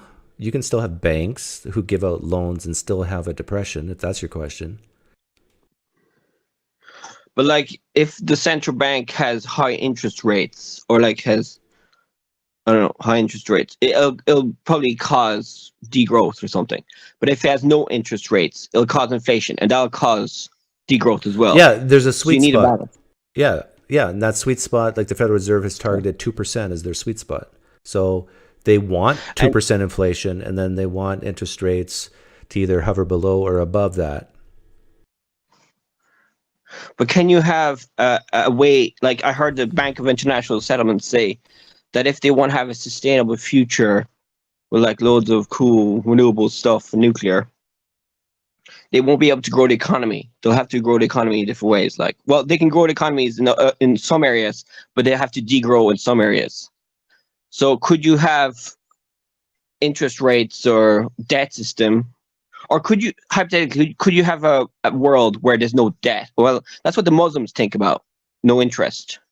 Oh, you definitely could have a Like, world with no debt. How Well, would you think sorry. it work? Formal debt, like I'm talking interest payment debt. Most people would say that, like even Muslims. I know where you're going with this. Muslims will say that you shouldn't charge interest, and actually some Mennonites say that too. The way I was raised, but usually it's applied to other Mennonites. So you can lend people money, but just don't charge them interest and make money off that. But yeah, but if you could have actually a debt-free society.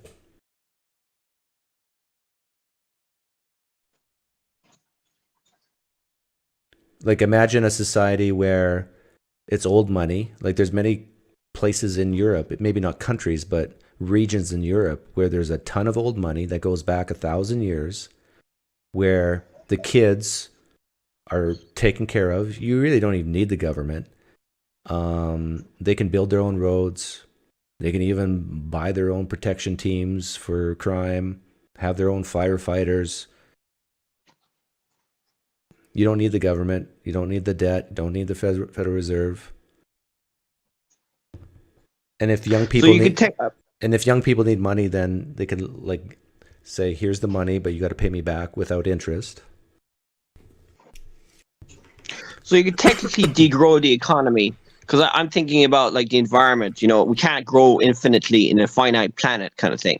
So if you were a banker, let's say, if I was a Federal Reserve guy, and I wanted to have everything renewable, sustainable, eco-friendly, and stuff like that, I won't be able to finance all the polluting companies, but that will cause a lot of economic turmoil.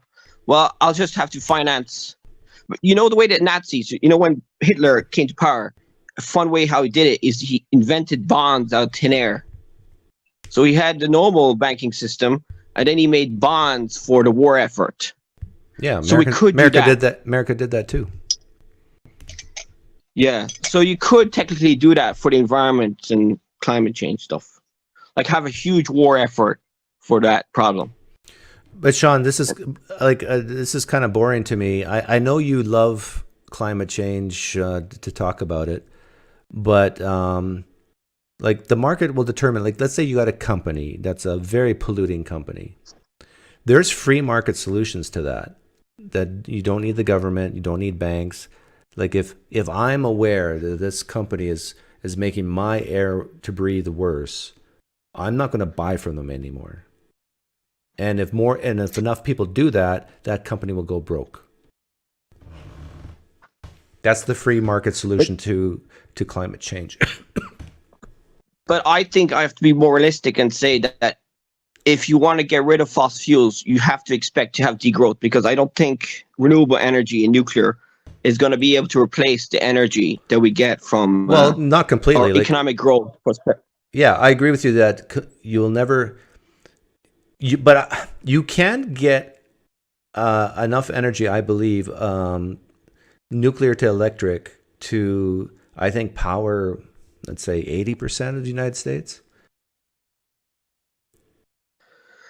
Yeah, I mean, it's going to be huge war effort. Like, let's say I was Hitler right now, eco-fascist, right? Or eco-socialist, whatever. Dictator. I'd have to print loads of money to do it, wouldn't I? Yeah. And risk default. I'd rather go to extreme debt and save the planet than not go to debt at all and let the market do it. Well, I could maybe do it with the market, but I'll have to tell people to change their habits. Yeah, but you can tell them, or you can convince them. Like, there's two different things. Like, you have to understand that, like, let's say science didn't know the increase in temperature. Let's say science did not know the increase in sea levels. Okay? Would you still know that there's a climate problem?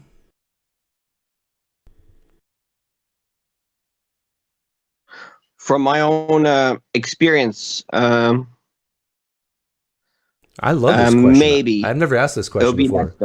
But this is similar to the question, like, if you didn't know who won the election, how would you tell? If you didn't know that with these published studies about the sea level rise, temperature rise, and you just lived your life, would you personally know that the climate's warming? This is why people are not as concerned as you, is because it's not self-evident. It is not like, I got rose bushes in my backyard, and I've lived in Arizona for 23 years, and it was the coldest winter here, where it actually killed. Like, usually the frost comes and my rose bushes recover. I cover them up, but they still take a hit and they recover. Every year for 23 years, they've recovered the frost of winter. This year they didn't. I got some rose bushes that are dead, dead, dead. It was one of the coldest winters I've personally experienced. Now, based on that, and if, let's say, we didn't know about the sea levels and the temperature, we didn't know the data, we just lived our lives and looking around us, I would never, ever say that we're in trouble with the earth warming. And I bet you that's the case for most people on the planet. If they're honest with themselves and they're just looking around at where they live, sure, there's some places where that would be wrong, but I would say it is not self-evident to people that the climate's warming, that the sea levels are rising. I just looked at a picture of a certain beach and different islands. Like, Google is amazing. They can go back in time and show you pictures, and you can very quickly scroll through pictures of coastlines.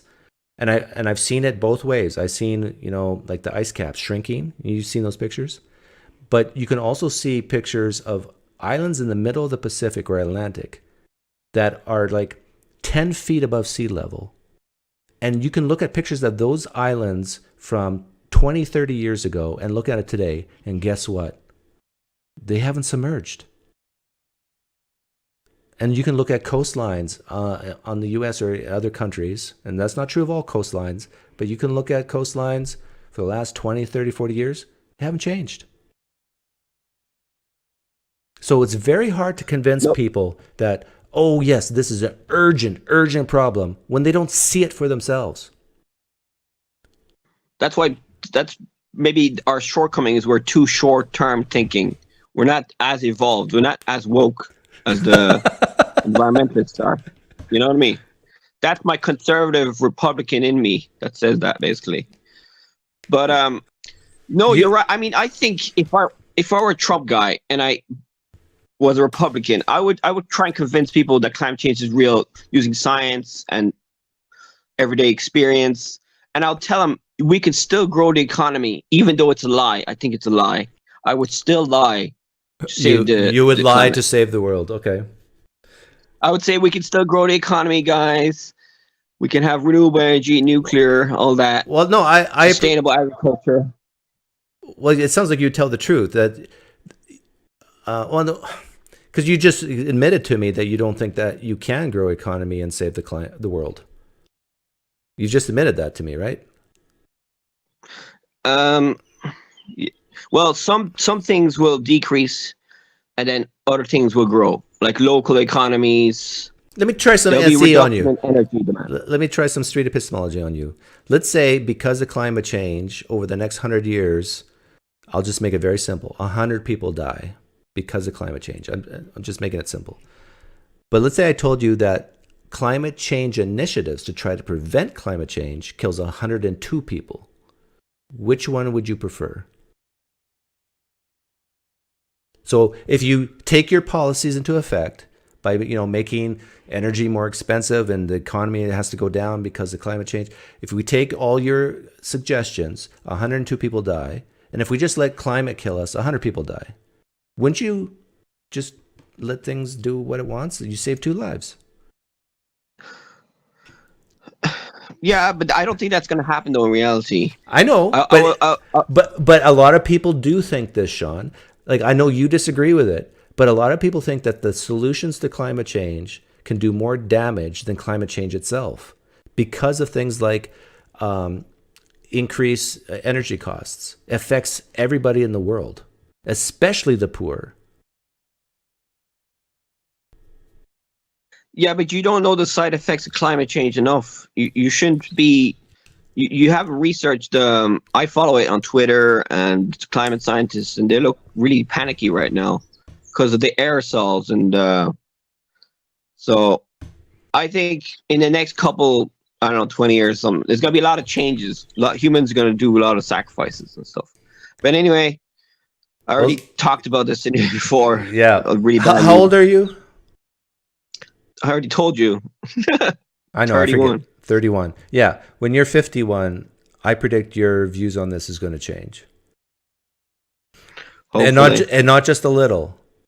I think your view on this is going to be more like mine in 20 years.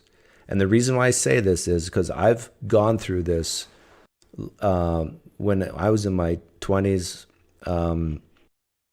I've seen this panic 30 years ago. And I don't think it's going to go away. Because if people really love to panic about stuff like this. And what I'm saying is that humans survive. What I'm saying is that the panic is irrational. If you want to control people, make them fearful. And I think people have made you fearful. And if someone wants to get rid of capitalism, for example, and go to let's say more of a communist, Marxist, socialist type of model of how take money from the rich, give to the poor, take money from rich countries, give to the poor. If they can get a guy like you fearful, like really panicky, they got you. They control you. You're no longer going to think for yourself. You're going to say, yeah, let's take the money from this person and give it to that person. Let's take the money from this company, give it to that company. Let's take the money from this country and give it to that country. If they got you. It's true of everything. The right uses this too, this fear.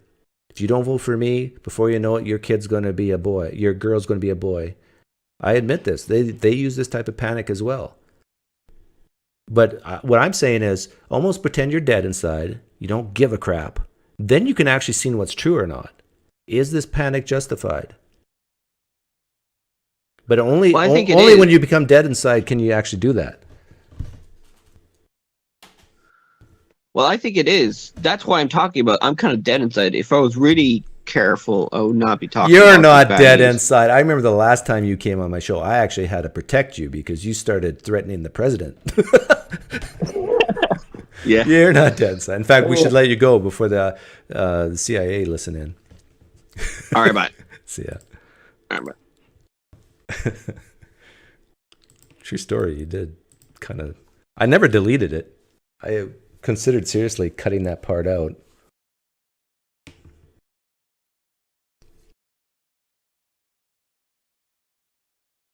White privilege is option 1. Mostly other factors is option 2. By the way, all this will be deleted because of this. If everything was the same about me, but I had darker skin, I predict I would be more successful than I am today. So don't give me this white privilege garbage. Do I have white privilege? Yes. Is that mostly the reason for my success? No.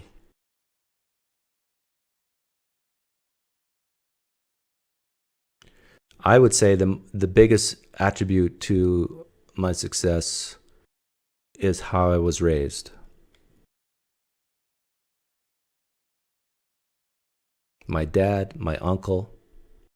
My dad was a businessman, a farmer. My uncle was an academic. I had both sides of that influence, so I could appreciate both, the practical and the academic.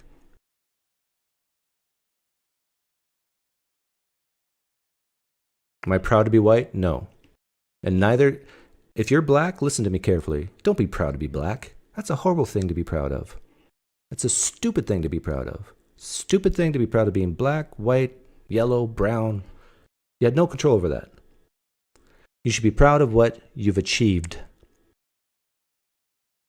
And the respect that you garner should be based on what you achieve, not who you are. I agree. I admit there's exceptions. Like, I have a soft spot for my own kids, for example. But in general, in society, nobody cares you're trans. Nobody cares you're gay. Nobody cares you're white or black, whatever. What they care about is what you can do. And if you can't do much, I'm sorry for you.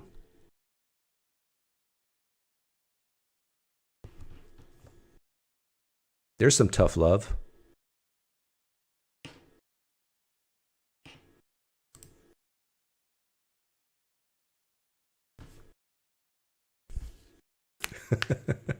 My wife is very successful. She's black. This is all so stupid stuff. But again, privilege is earned. Does it come out of a vapor? Now you might say it's ill-gotten earnings.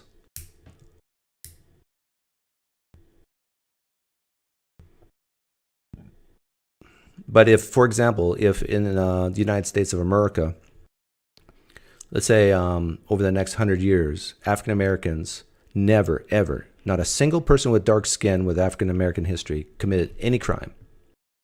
Zero. And they all became neurosurgeons or some type of really tough doctor, respected field.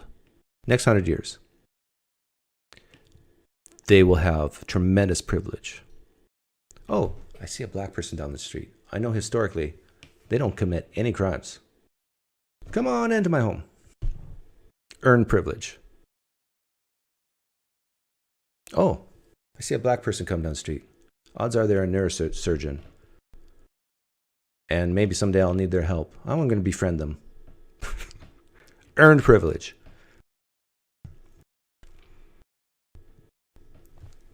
So if you want privilege, earn it.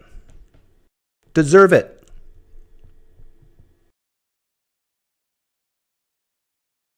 Yeah. And the thing is, I was actually going to play that. What was his name? Coleman Hughes was on The View. I made a short about it. But there's so much in common between the woke and the KKK. It's unbelievable. It's like your whole identity is wrapped up in your color or your sexual orientation. It should be, your identity should be based on what you have achieved, what you've earned, what you can do, if you can make people laugh. It shouldn't be based on your skin color or who you like to sleep with. I guess if you're really good at sex, that's a type of earning.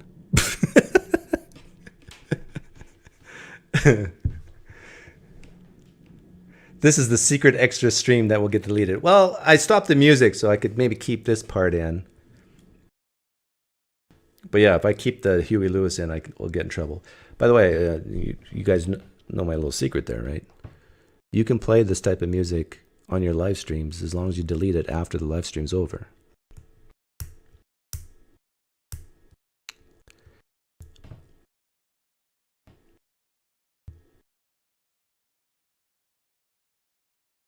If you can't do much work, work in finance, baby. Oh, that hurts. You cut me deep, Bilbo. Now you guys got me going again with the white privilege thing. Who brought up white privilege? I think it's totally okay to make people feel bad for not achieving. But then at the same point, you can encourage them. Like, I think people have way more potential than they give themselves credit for. If I was to give advice to African Americans in the United States, oh, this will really get me in trouble. But denounce your culture.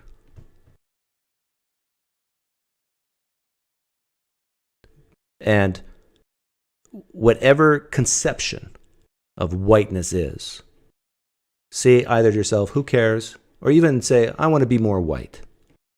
And make your fellow African Americans furious with you. And smile when they get mad. And say, I don't care about color. I have agency. I am the master of my house. And if I end up broke, destitute, it's my fault. Not systematic racism in the year 2024. So if there's any African Americans listening, if you want to be successful, have that attitude. And if you become successful, like many African Americans are already, say, take credit for it. I did this. Now, I had help. You can say all those things. But yeah, I made some good choices. And be willing to look at your brother, sister, neighbor, whatever, and say, oh, you're asking me for money and you make these bad choices? Let them feel a little guilty. Make them feel a little bad. And then encourage them to make better choices.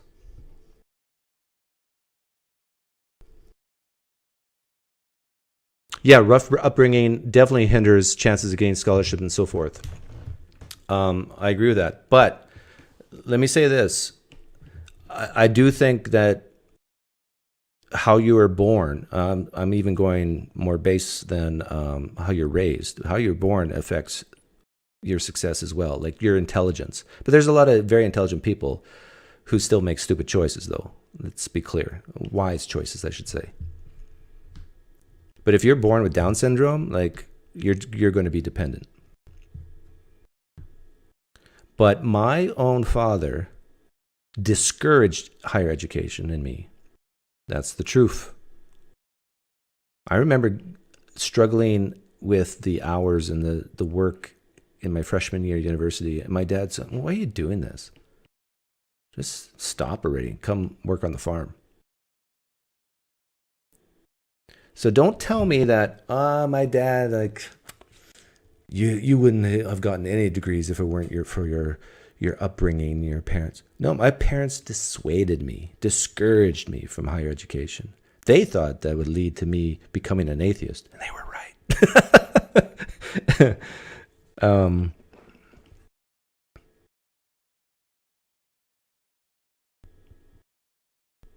Yeah. But it's I think work ethic is a huge one.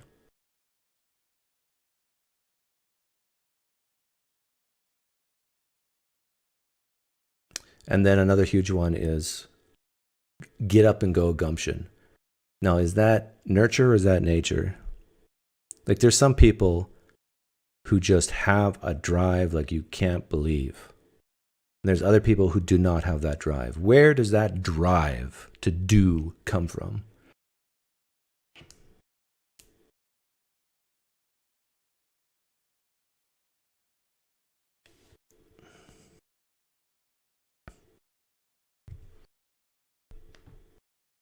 I'm not American, but black, but I agree that black people need to stop blaming others and fix their own culture. Yeah, I agree.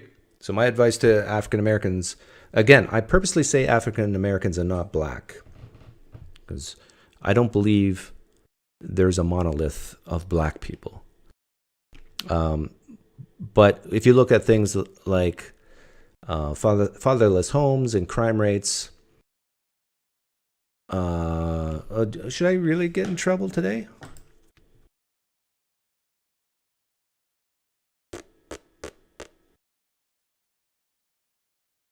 The thing is, there's many African Americans who, if they hear this, are applauding me. And then there's going to be more African Americans who think I'm a racist.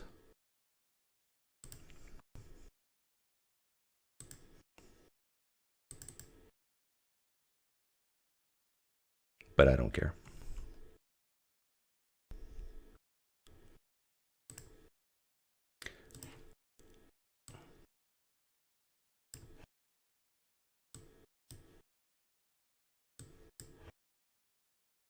Let's see here.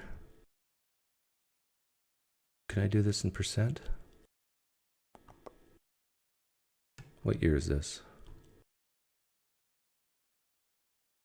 2020. Sorry for scrolling through here.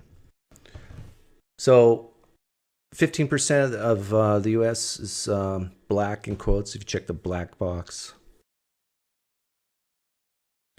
All offenses, criminal offenses. 1.9 million, whites 5.3. Murder. Black people make up 15% of the population, but commit more murders than white people. Robbery. Black people make up 15% of the population. I should say African Americans. and commit more robbery than white people. Like, you could just go down the list.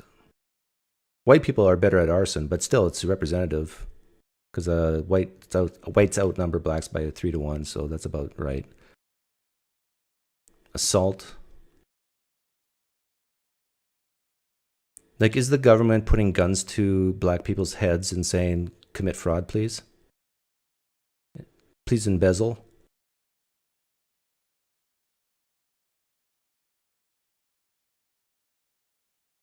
Like, African Americans should look at this data and say, whatever's causing this in my culture, I need to denounce. And I don't care if that means I lose my family.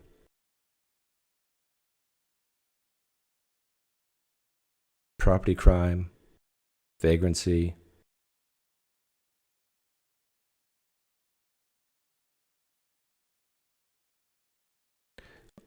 Drunkenness. White people have more of a problem with.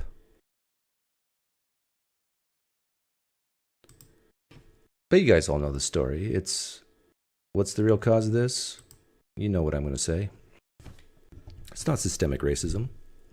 If anything, it's, well, actually, you know what?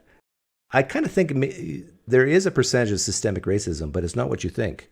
It is systemic racism in the sense of feel sorry forism from the federal government giving out free money. And then that loses dignity. Like fatherless homes amongst African Americans in the 20s, 30s, and 40s was about at par with white Americans. Now it's skewed. Why? And when did it start skewing? It started skewing in the 60s and 70s after the Civil Rights Movement.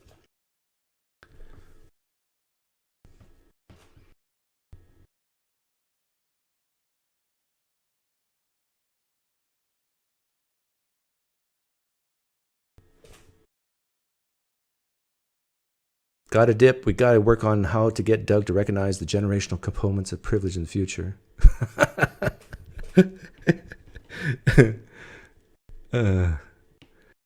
All I'm saying is, if you're an African American right now in an underprivileged or really bad situation, take my advice.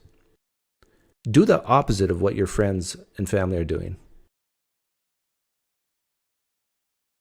If they blame systemic racism, you blame yourself. If your mother, aunts, or whatever had a bunch of kids in their late teens, early 20s, and you're a female listening, African American, don't have kids. At least wait till you're 30 after you have your career. Do the opposite things your family, friends, and culture have done. Just try it. Now they're gonna hate you, but be okay with being hated.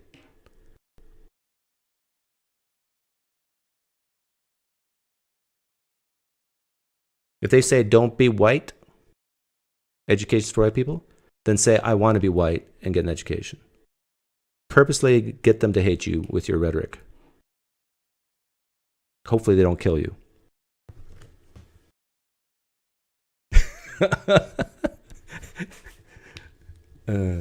I'm curious to see if anybody's going to do a review of this. This will be fun.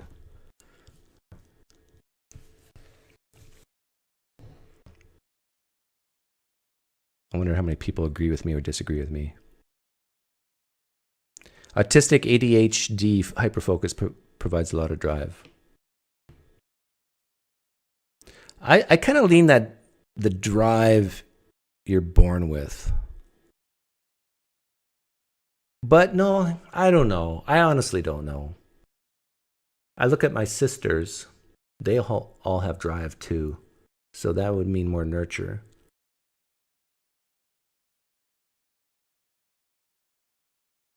Like my dad, what did he actually do to give me a drive?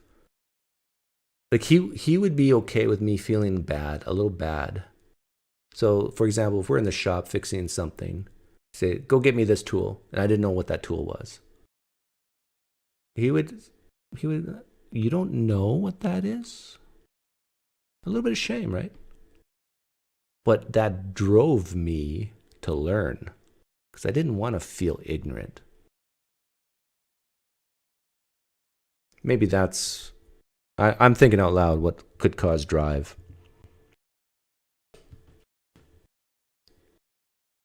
Do you think fatherlessness is a problem with African Americans? Yes. What I mean by fatherlessness is not being married, living in the home with the kids. I truly believe that it's what determines, in a lot of ways, what determines the success of a person is the fathers, not the mothers so much. Mothers are important, I'd say, through birth through maybe age 8, 9. And then for the next 9 years, it's the father that's more important. Sorry, mothers, but I think the science bears that out.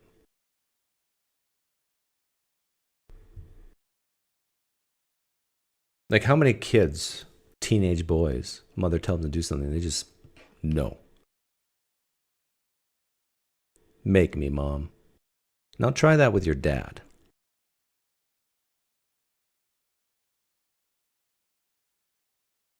Unless your dad's really small.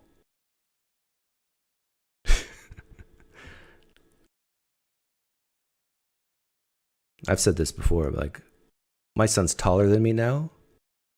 But, I mean, if he was to be defiant with me or his mother, and I give him a bear hug, he's powerless. He's powerless. He would not have a chance to, let's say, leave my house if I didn't want him to.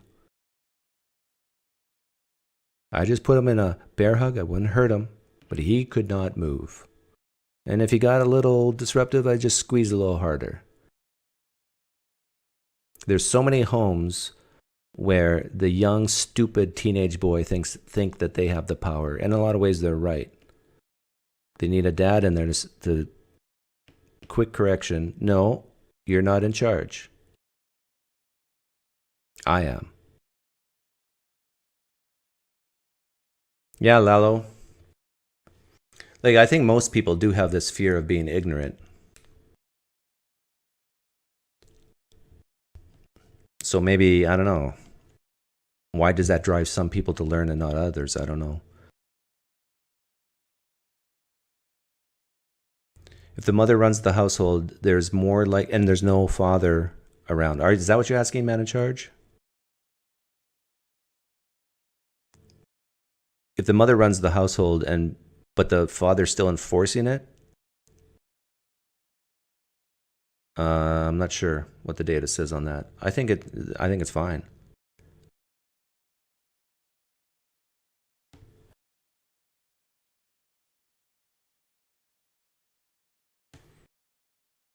But keep in mind, like, same with laws. Laws with no teeth are almost meaningless. If you can't enforce the law, is it really that good of a law? I mean, does it have any utility? And it's men who actually enforce the laws in this everywhere. And also in the home. This is why I like these Pearly things. I don't watch a lot of her, but my daughter does. My daughter says, "Oh, there's some things I agree with her, some things I don't." But she is right about one thing. Like, women would be in big trouble without men. Men, not so much. Like, eventually we'd have no babies and we would go extinct. But I mean, just practical day-to-day life. Like, and it boils down to laws and rights. Like, let's say a woman says, "It's my right to do X." And if every man in the world said, "No, it isn't," women are powerless.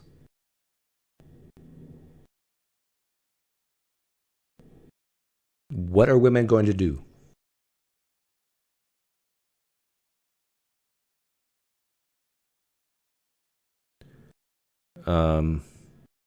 Firefighters, policemen, military, who actually do the fighting, who actually drag people out of burning homes, who actually fight and apprehend criminals. 90% men, right? If not higher. What if that all stopped? Men said, "Nope, Women are not, they think they don't need us. What if all men just stopped doing anything for women? Women, you'd be in huge doo-doo.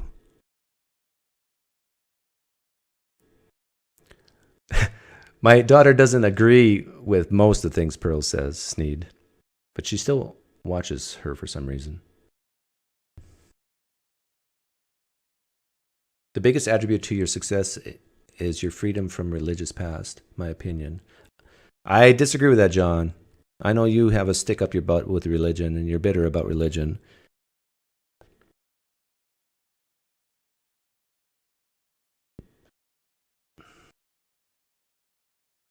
But does anybody disagree with me on that? That for day-to-day life, women need men more than men need women? Like, how many female plumbers are there? Like, there's female plumbers, but how many oil rig workers are women? Maybe one.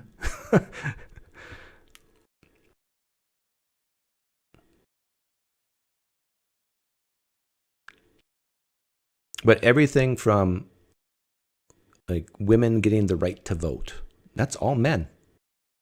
I mean, women can picket and say, yeah, we want the right to vote. But if men said no, guess what? Women are not voting. Right? If every man said no, women shouldn't vote, how in the world would women vote?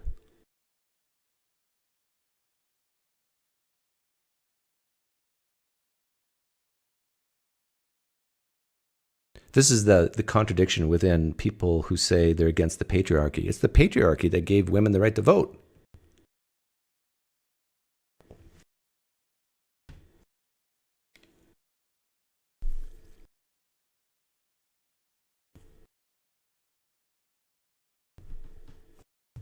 Well, I still have my whereby open. I'm surprised nobody's called in to yell at me yet.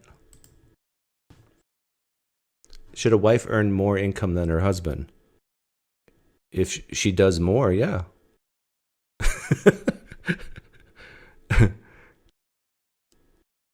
I think you're asking from a practical viewpoint. For me personally, if my wife made more money than me, it's not happening. But if it were to happen, I think I'm okay with that. You're basically asking the what do you call it? The chauvinistic perception. But I think most men, I don't know, they might feel emasculated by that. But in a way, like, who doesn't want more money in their household? Thoughts on Alex O'Connor? I don't have a beef with Alex O'Connor. I think half his success is not from white privilege, but from his accent.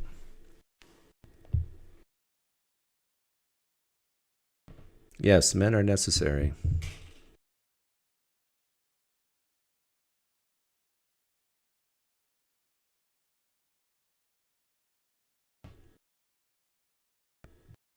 He's a nerd. That's true. Very pasty white. Nerdy. Most of the top chefs are men. True. Men's value are necessary for the work. Women are necessary for the species to reproduce. Very different incentives. Yeah, I agree. We evolved this way.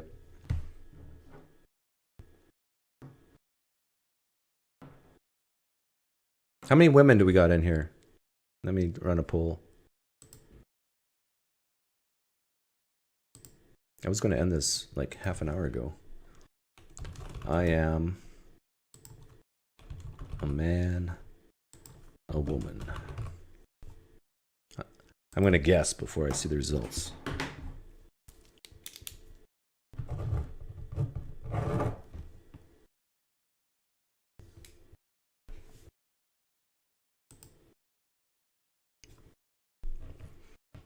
Whoa, so far I'm shocked.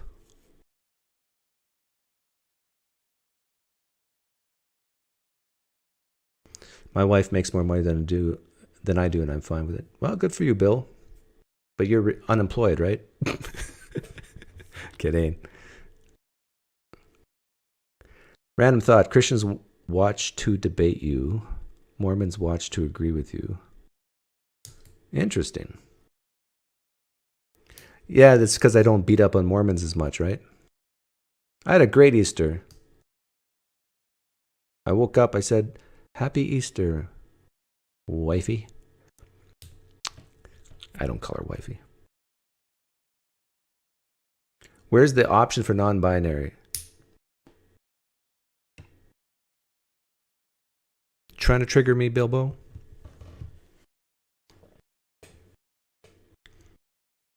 If you're non-binary, choose a side already. Don't be wishy-washy. I have very little respect for non-binary people or bisexual people. Choose a side. You can't have it both ways. You're selfish. Oh, today I'm a man. Today I'm a woman. Today I like men. Today I like women. You're making life hard for the rest of us, especially the people looking for a spouse. And you tie up one of the women that a man could use, take, marry. Oh, language is a hard thing. I am actually impressed. 18%? Maybe it will drop, but if you're a woman, vote. If you're a man, vote. I want to know a true... This was my guess. 8%. But it's closer to 20? Whoa. Hey, Myron. The babes love me.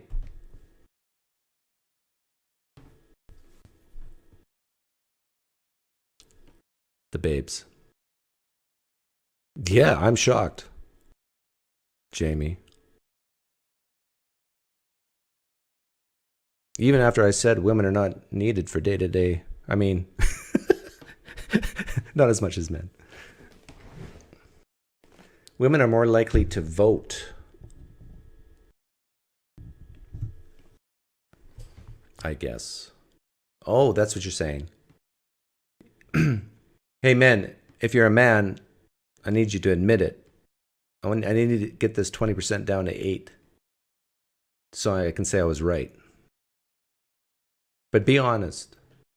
If you're not a man, don't say you're a man. In other words, don't be... I almost said something really bad.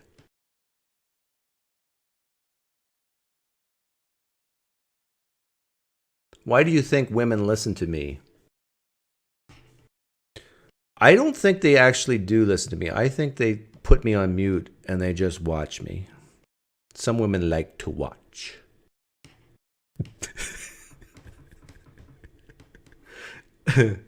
No, I think the women who watch me tend to be conservative, so that's probably why they watch me. Or they're Christians and they're still conservative. They share the same values I share.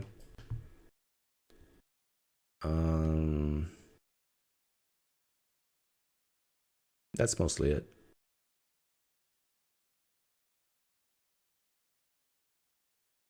But I can guarantee you the type of woman who would not watch me. I mean, if you are a woke progressive woman, you hate me. I mean that. I think they would say they hate me. I bet you if you were to get a lie detector and if you could get into their brain, I bet you there are woke progressives out there who know of me who, if you were to ask them, would it be better if Doug ceased to exist on this planet? They would say yes. That's how much they dislike me.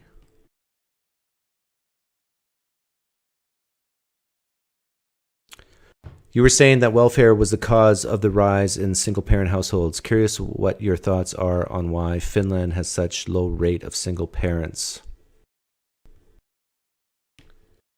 Uniformity of culture. Stability of economics. But they had to earn that, right? They had to build that up over time. So in other words,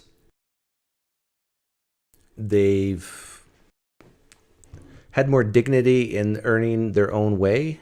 And so now, like, a lot of people think, oh, these are just socialistic type countries, but they're culturally, that's changing now, but culturally they're very uniform. And unlike the United States, they're like 96% white, something like that, but that's dropping now. Like, let me see if I can bring this up.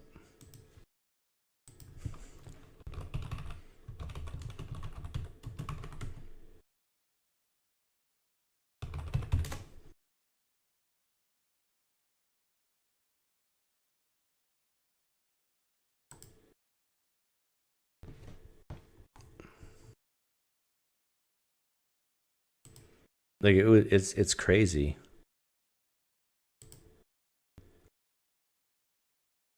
The correlation between fatherless homes and economic prosperity is like such a high correlation.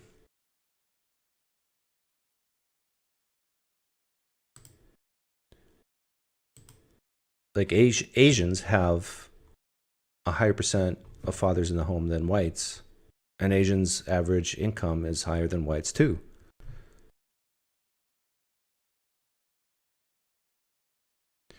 So in a lot of ways, if you want to solve that problem, we need to look to the Asians.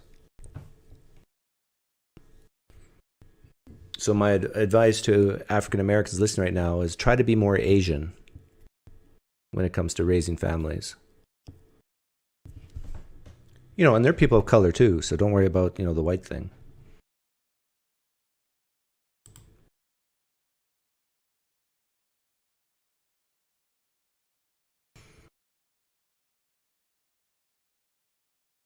So you think you can either be culturally uniform and have welfare, or be a melting pot and not have it, but being a melting pot with welfare won't work? Being a melting pot with welfare won't work. All I'm saying is, Matthew,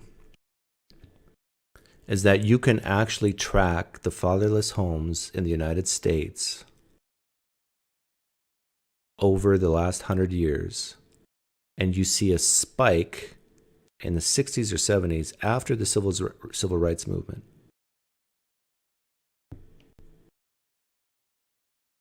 And not just with African Americans, I think that's true of Hispanics as well. So something happened there.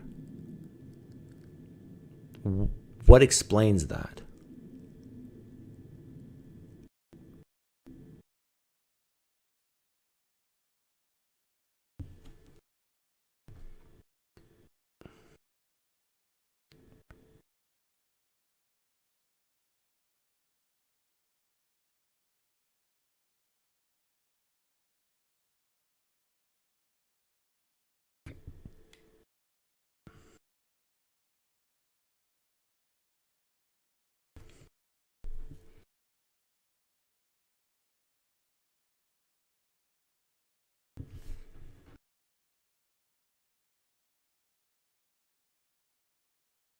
Is that fatherless homes or single parent homes? Good question, Mel Beat. I think I've seen both. I don't remember. I'm having trouble even finding the one thing I was trying to look for here. But they separated. There's studies on single parent homes, mother single parent homes, father single parent homes. But don't quote me on this, but from memory, father single parent homes do better than mother single parent homes. But mother and father homes do better than, of course, single parent father homes or single parent mother homes. So in other words, let me really trigger the left and atheist listening. So really the family unit concept that Christianity provides, I'm going to say the science supports that. Oh, yeah. Does that trigger people on the left? I hope so. 15%. Okay, so it came down. 15% is our women. Thank you, women, for being here. Thank you for being my friend.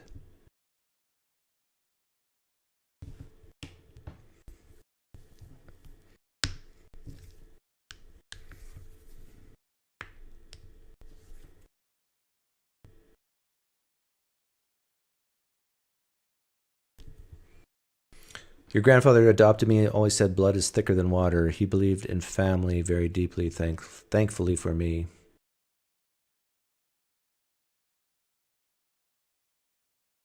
Andrew Hamilton,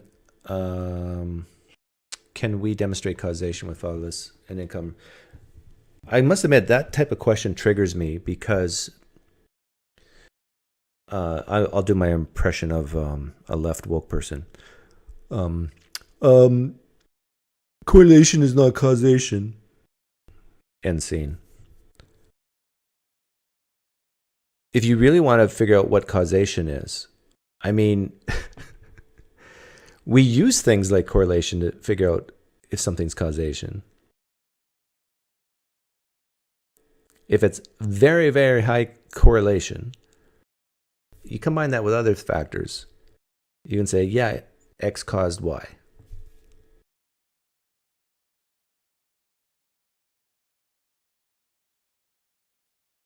But it's very reasonable to say, Andrew Hamilton, that people make choices that can either have good effects on their life or bad effects on their life, right?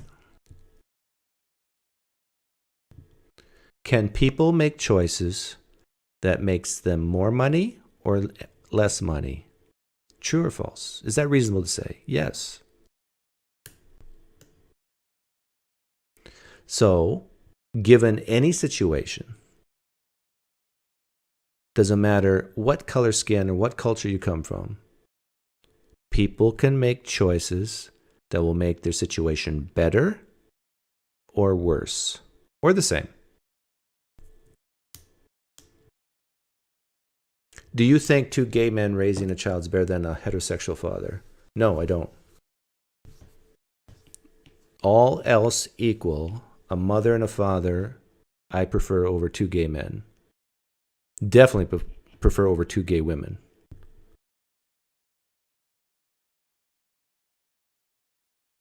But I'll say this. There are many crappy heterosexual parents out there. So I said all else equal. But there are many gay women, many gay men who are way better parents than a lot of heterosexual parents. That's so reasonable to say.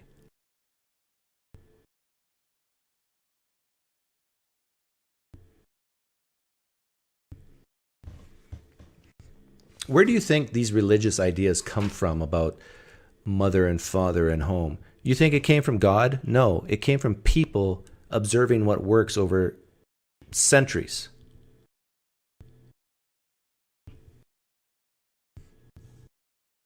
There's a reason why masculinity and femininity exists. There's a reason why men and women are different. It's to help our survival.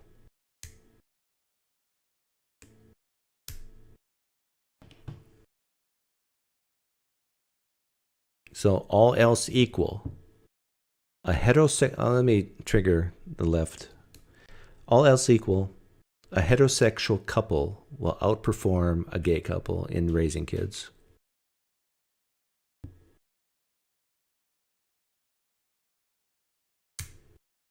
And you know what? I bet you there might be a gay couple listening right now saying, he's right. Especially the all else equal part. You know, same income level, same niceness, same neighborhoods, whatever you want to say. Same discipline styles, same values of education, all that sort of thing. Same access to health care. I mean, can you imagine being a son and raised by two lesbian mothers? And then you want to be a comedian? Like, lesbians don't laugh. I mean, how can you ever get your start as a comedian when your parents have no sense of humor?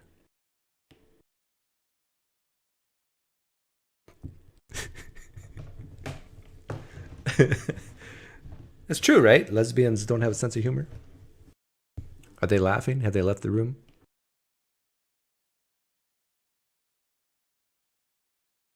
Whoa, Briarwolf. Thank you for the very generous donation. $99.99. Love your perspectives. Keep it up. Keep at it, man. Well, thank you. I do it for the dopamine hits, and once in a while, people show their appreciation with money, and I appreciate that as well. I will use that money to take my family out to eat this Friday. I'll say Briarwolf paid for this steak and chicken and Brussels sprouts and cheesecake. Well, by that time, all your money might be gone before the cheesecake hits the table.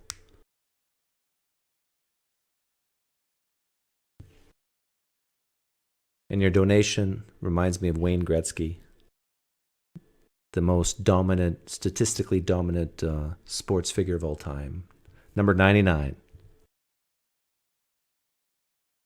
No, not 2 meals at Outback.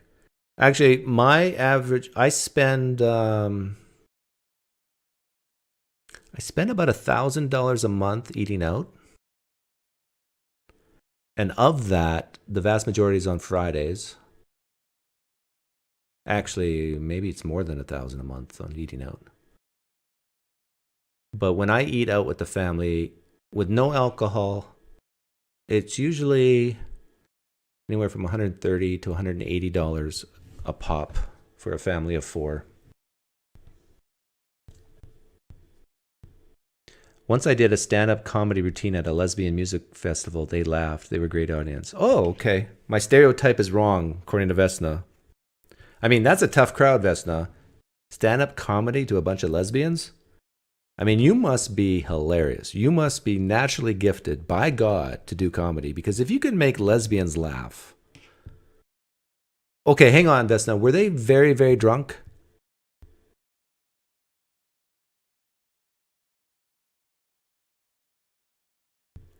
$1,000 a month? WTF? No, seriously.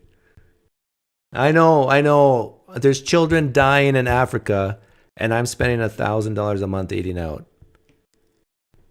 Shoot me. Terrible. If my Mennonite dad hears this, he's going to keel over.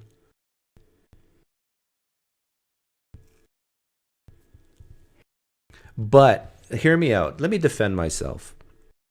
I view Friday nights eating out as family time. I'm not just buying food at a restaurant and enjoying their atmosphere. I'm buying memories. I'm buying time with my family, who will soon leave me. And then our eating out bill will be cut in half, at least, because my son eats a lot. Our grocery bill, groceries, cleaning supplies, toilet paper, hair stuff for the women is about $3,000 a month.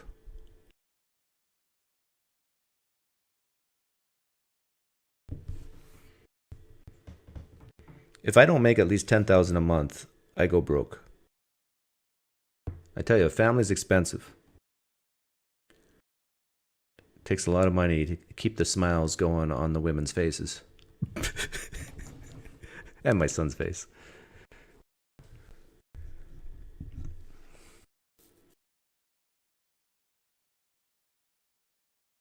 That's why I say, like, if you want to live comfortably,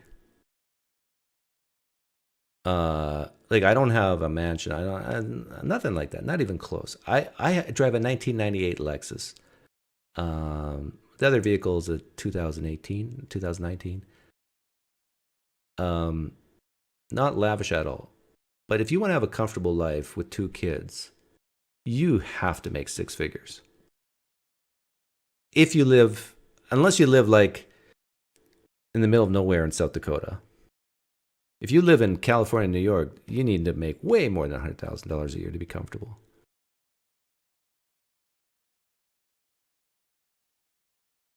$3,000 a month is insane. Try buying stuff on sale. That's Costco, Mr. Atheist. We do most of our shopping at Costco. But yeah, I think it's close to $3,000 a month.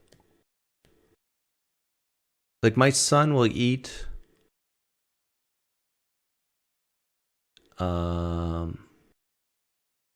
I want to say $1,000 a month in food. Actually, I don't think that's being outrageous. Now, he eats good food. Like my son will eat steak, chicken, tons of fruit.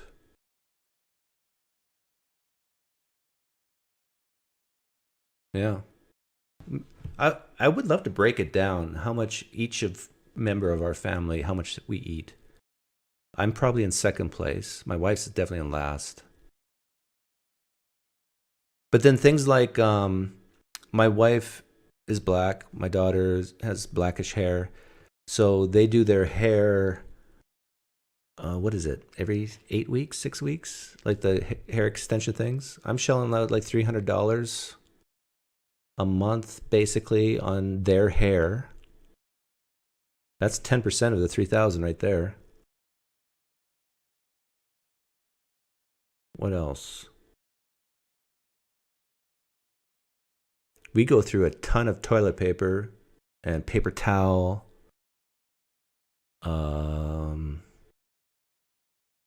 We have a dog, so we got like cleaning, a lot of cleaning supplies. I don't know what that would be out of the 3,000. At least $100 a month.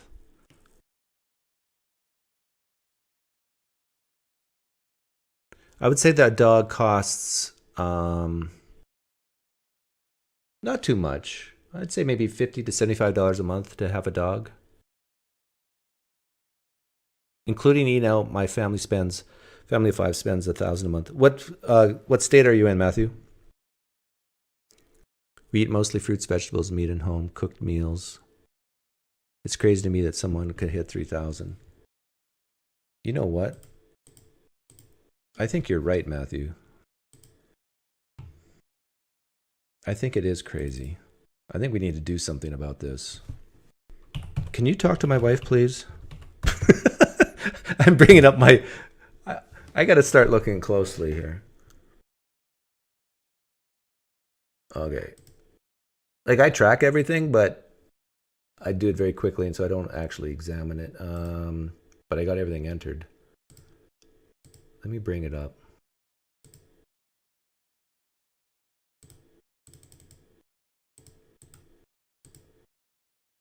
Oh, come on. So we're basically 3 months in, and I call it household budgeted expenses. Oh, I haven't reconciled March, so I only got 2 months. So after 2 months,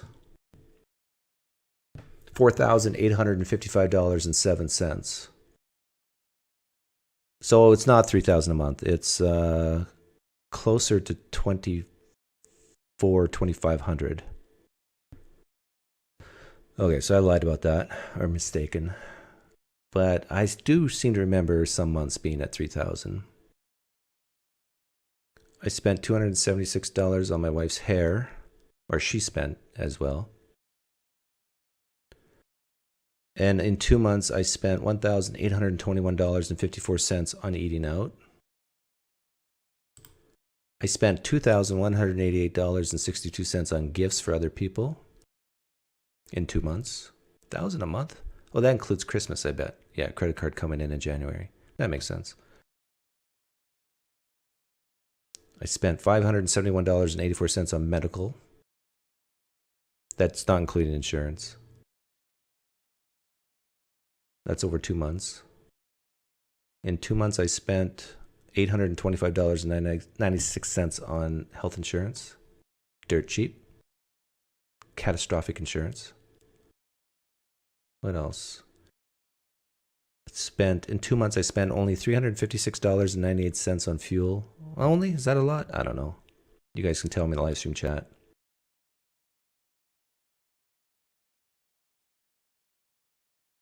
Utilities. In 2 months, I spent $707.53 for electric, gas, and water. So roughly $350 a month.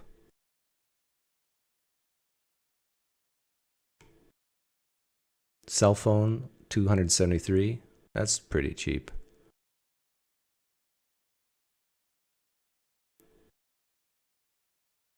What else? Education, 338. Stuff like supplies for my wife and son. Yeah. So what do you think, Matthew? 2,600 a month, 2,500 a month for groceries and stuff? That's still too much?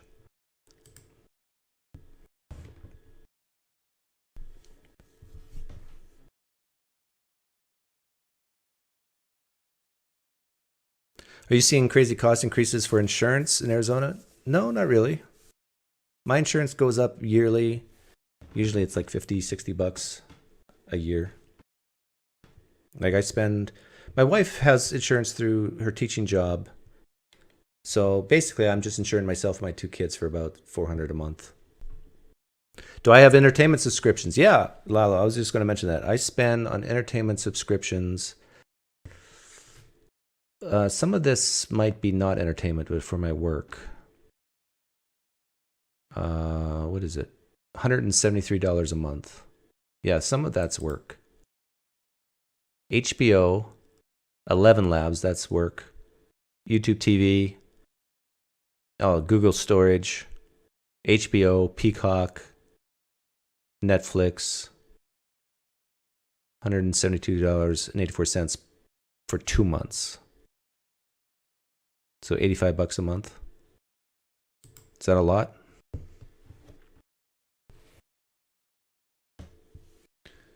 Well, Matthew, my guess is you are more Mennonite than my family, and for that I applaud you.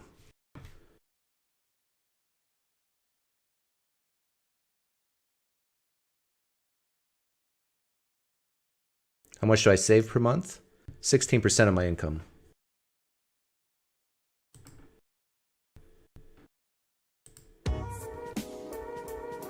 Actually, it's more than that. I save 16% of my income. My wife saves through her work, what is it, 4%? Something like that. So that's roughly 20%, which is what the financial analysts say you should save. If you can save 20% of your income and you start in your early 20s, here's the truth. Even if you only make $40,000, $50,000, $60,000 a year, if you can save 20% of that for 50 years, you're going to retire a millionaire. Case closed. Do the math. I think that's close. If you're not a millionaire, it's going to be like $900,000.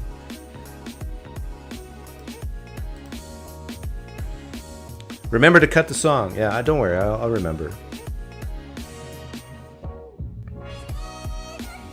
I suggest cutting out bulk expenses on water bottles and napkins to start. Yeah, definitely napkins. Water bottles, yeah, I agree. We buy those Costco water bottles, like 3 pallets. Not pallets, but 3 things at a time. But that's not expensive. They're like $4.95 each.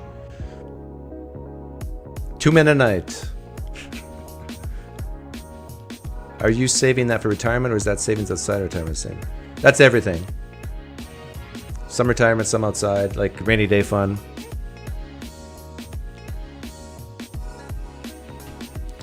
Here's something controversial. Should I say that? Let me put it this way. Don't be scared to save your money outside of an IRA.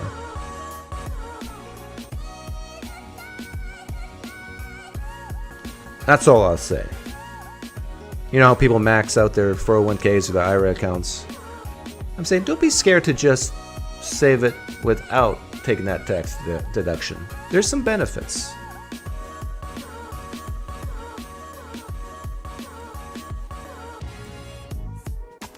Thanks for hanging out.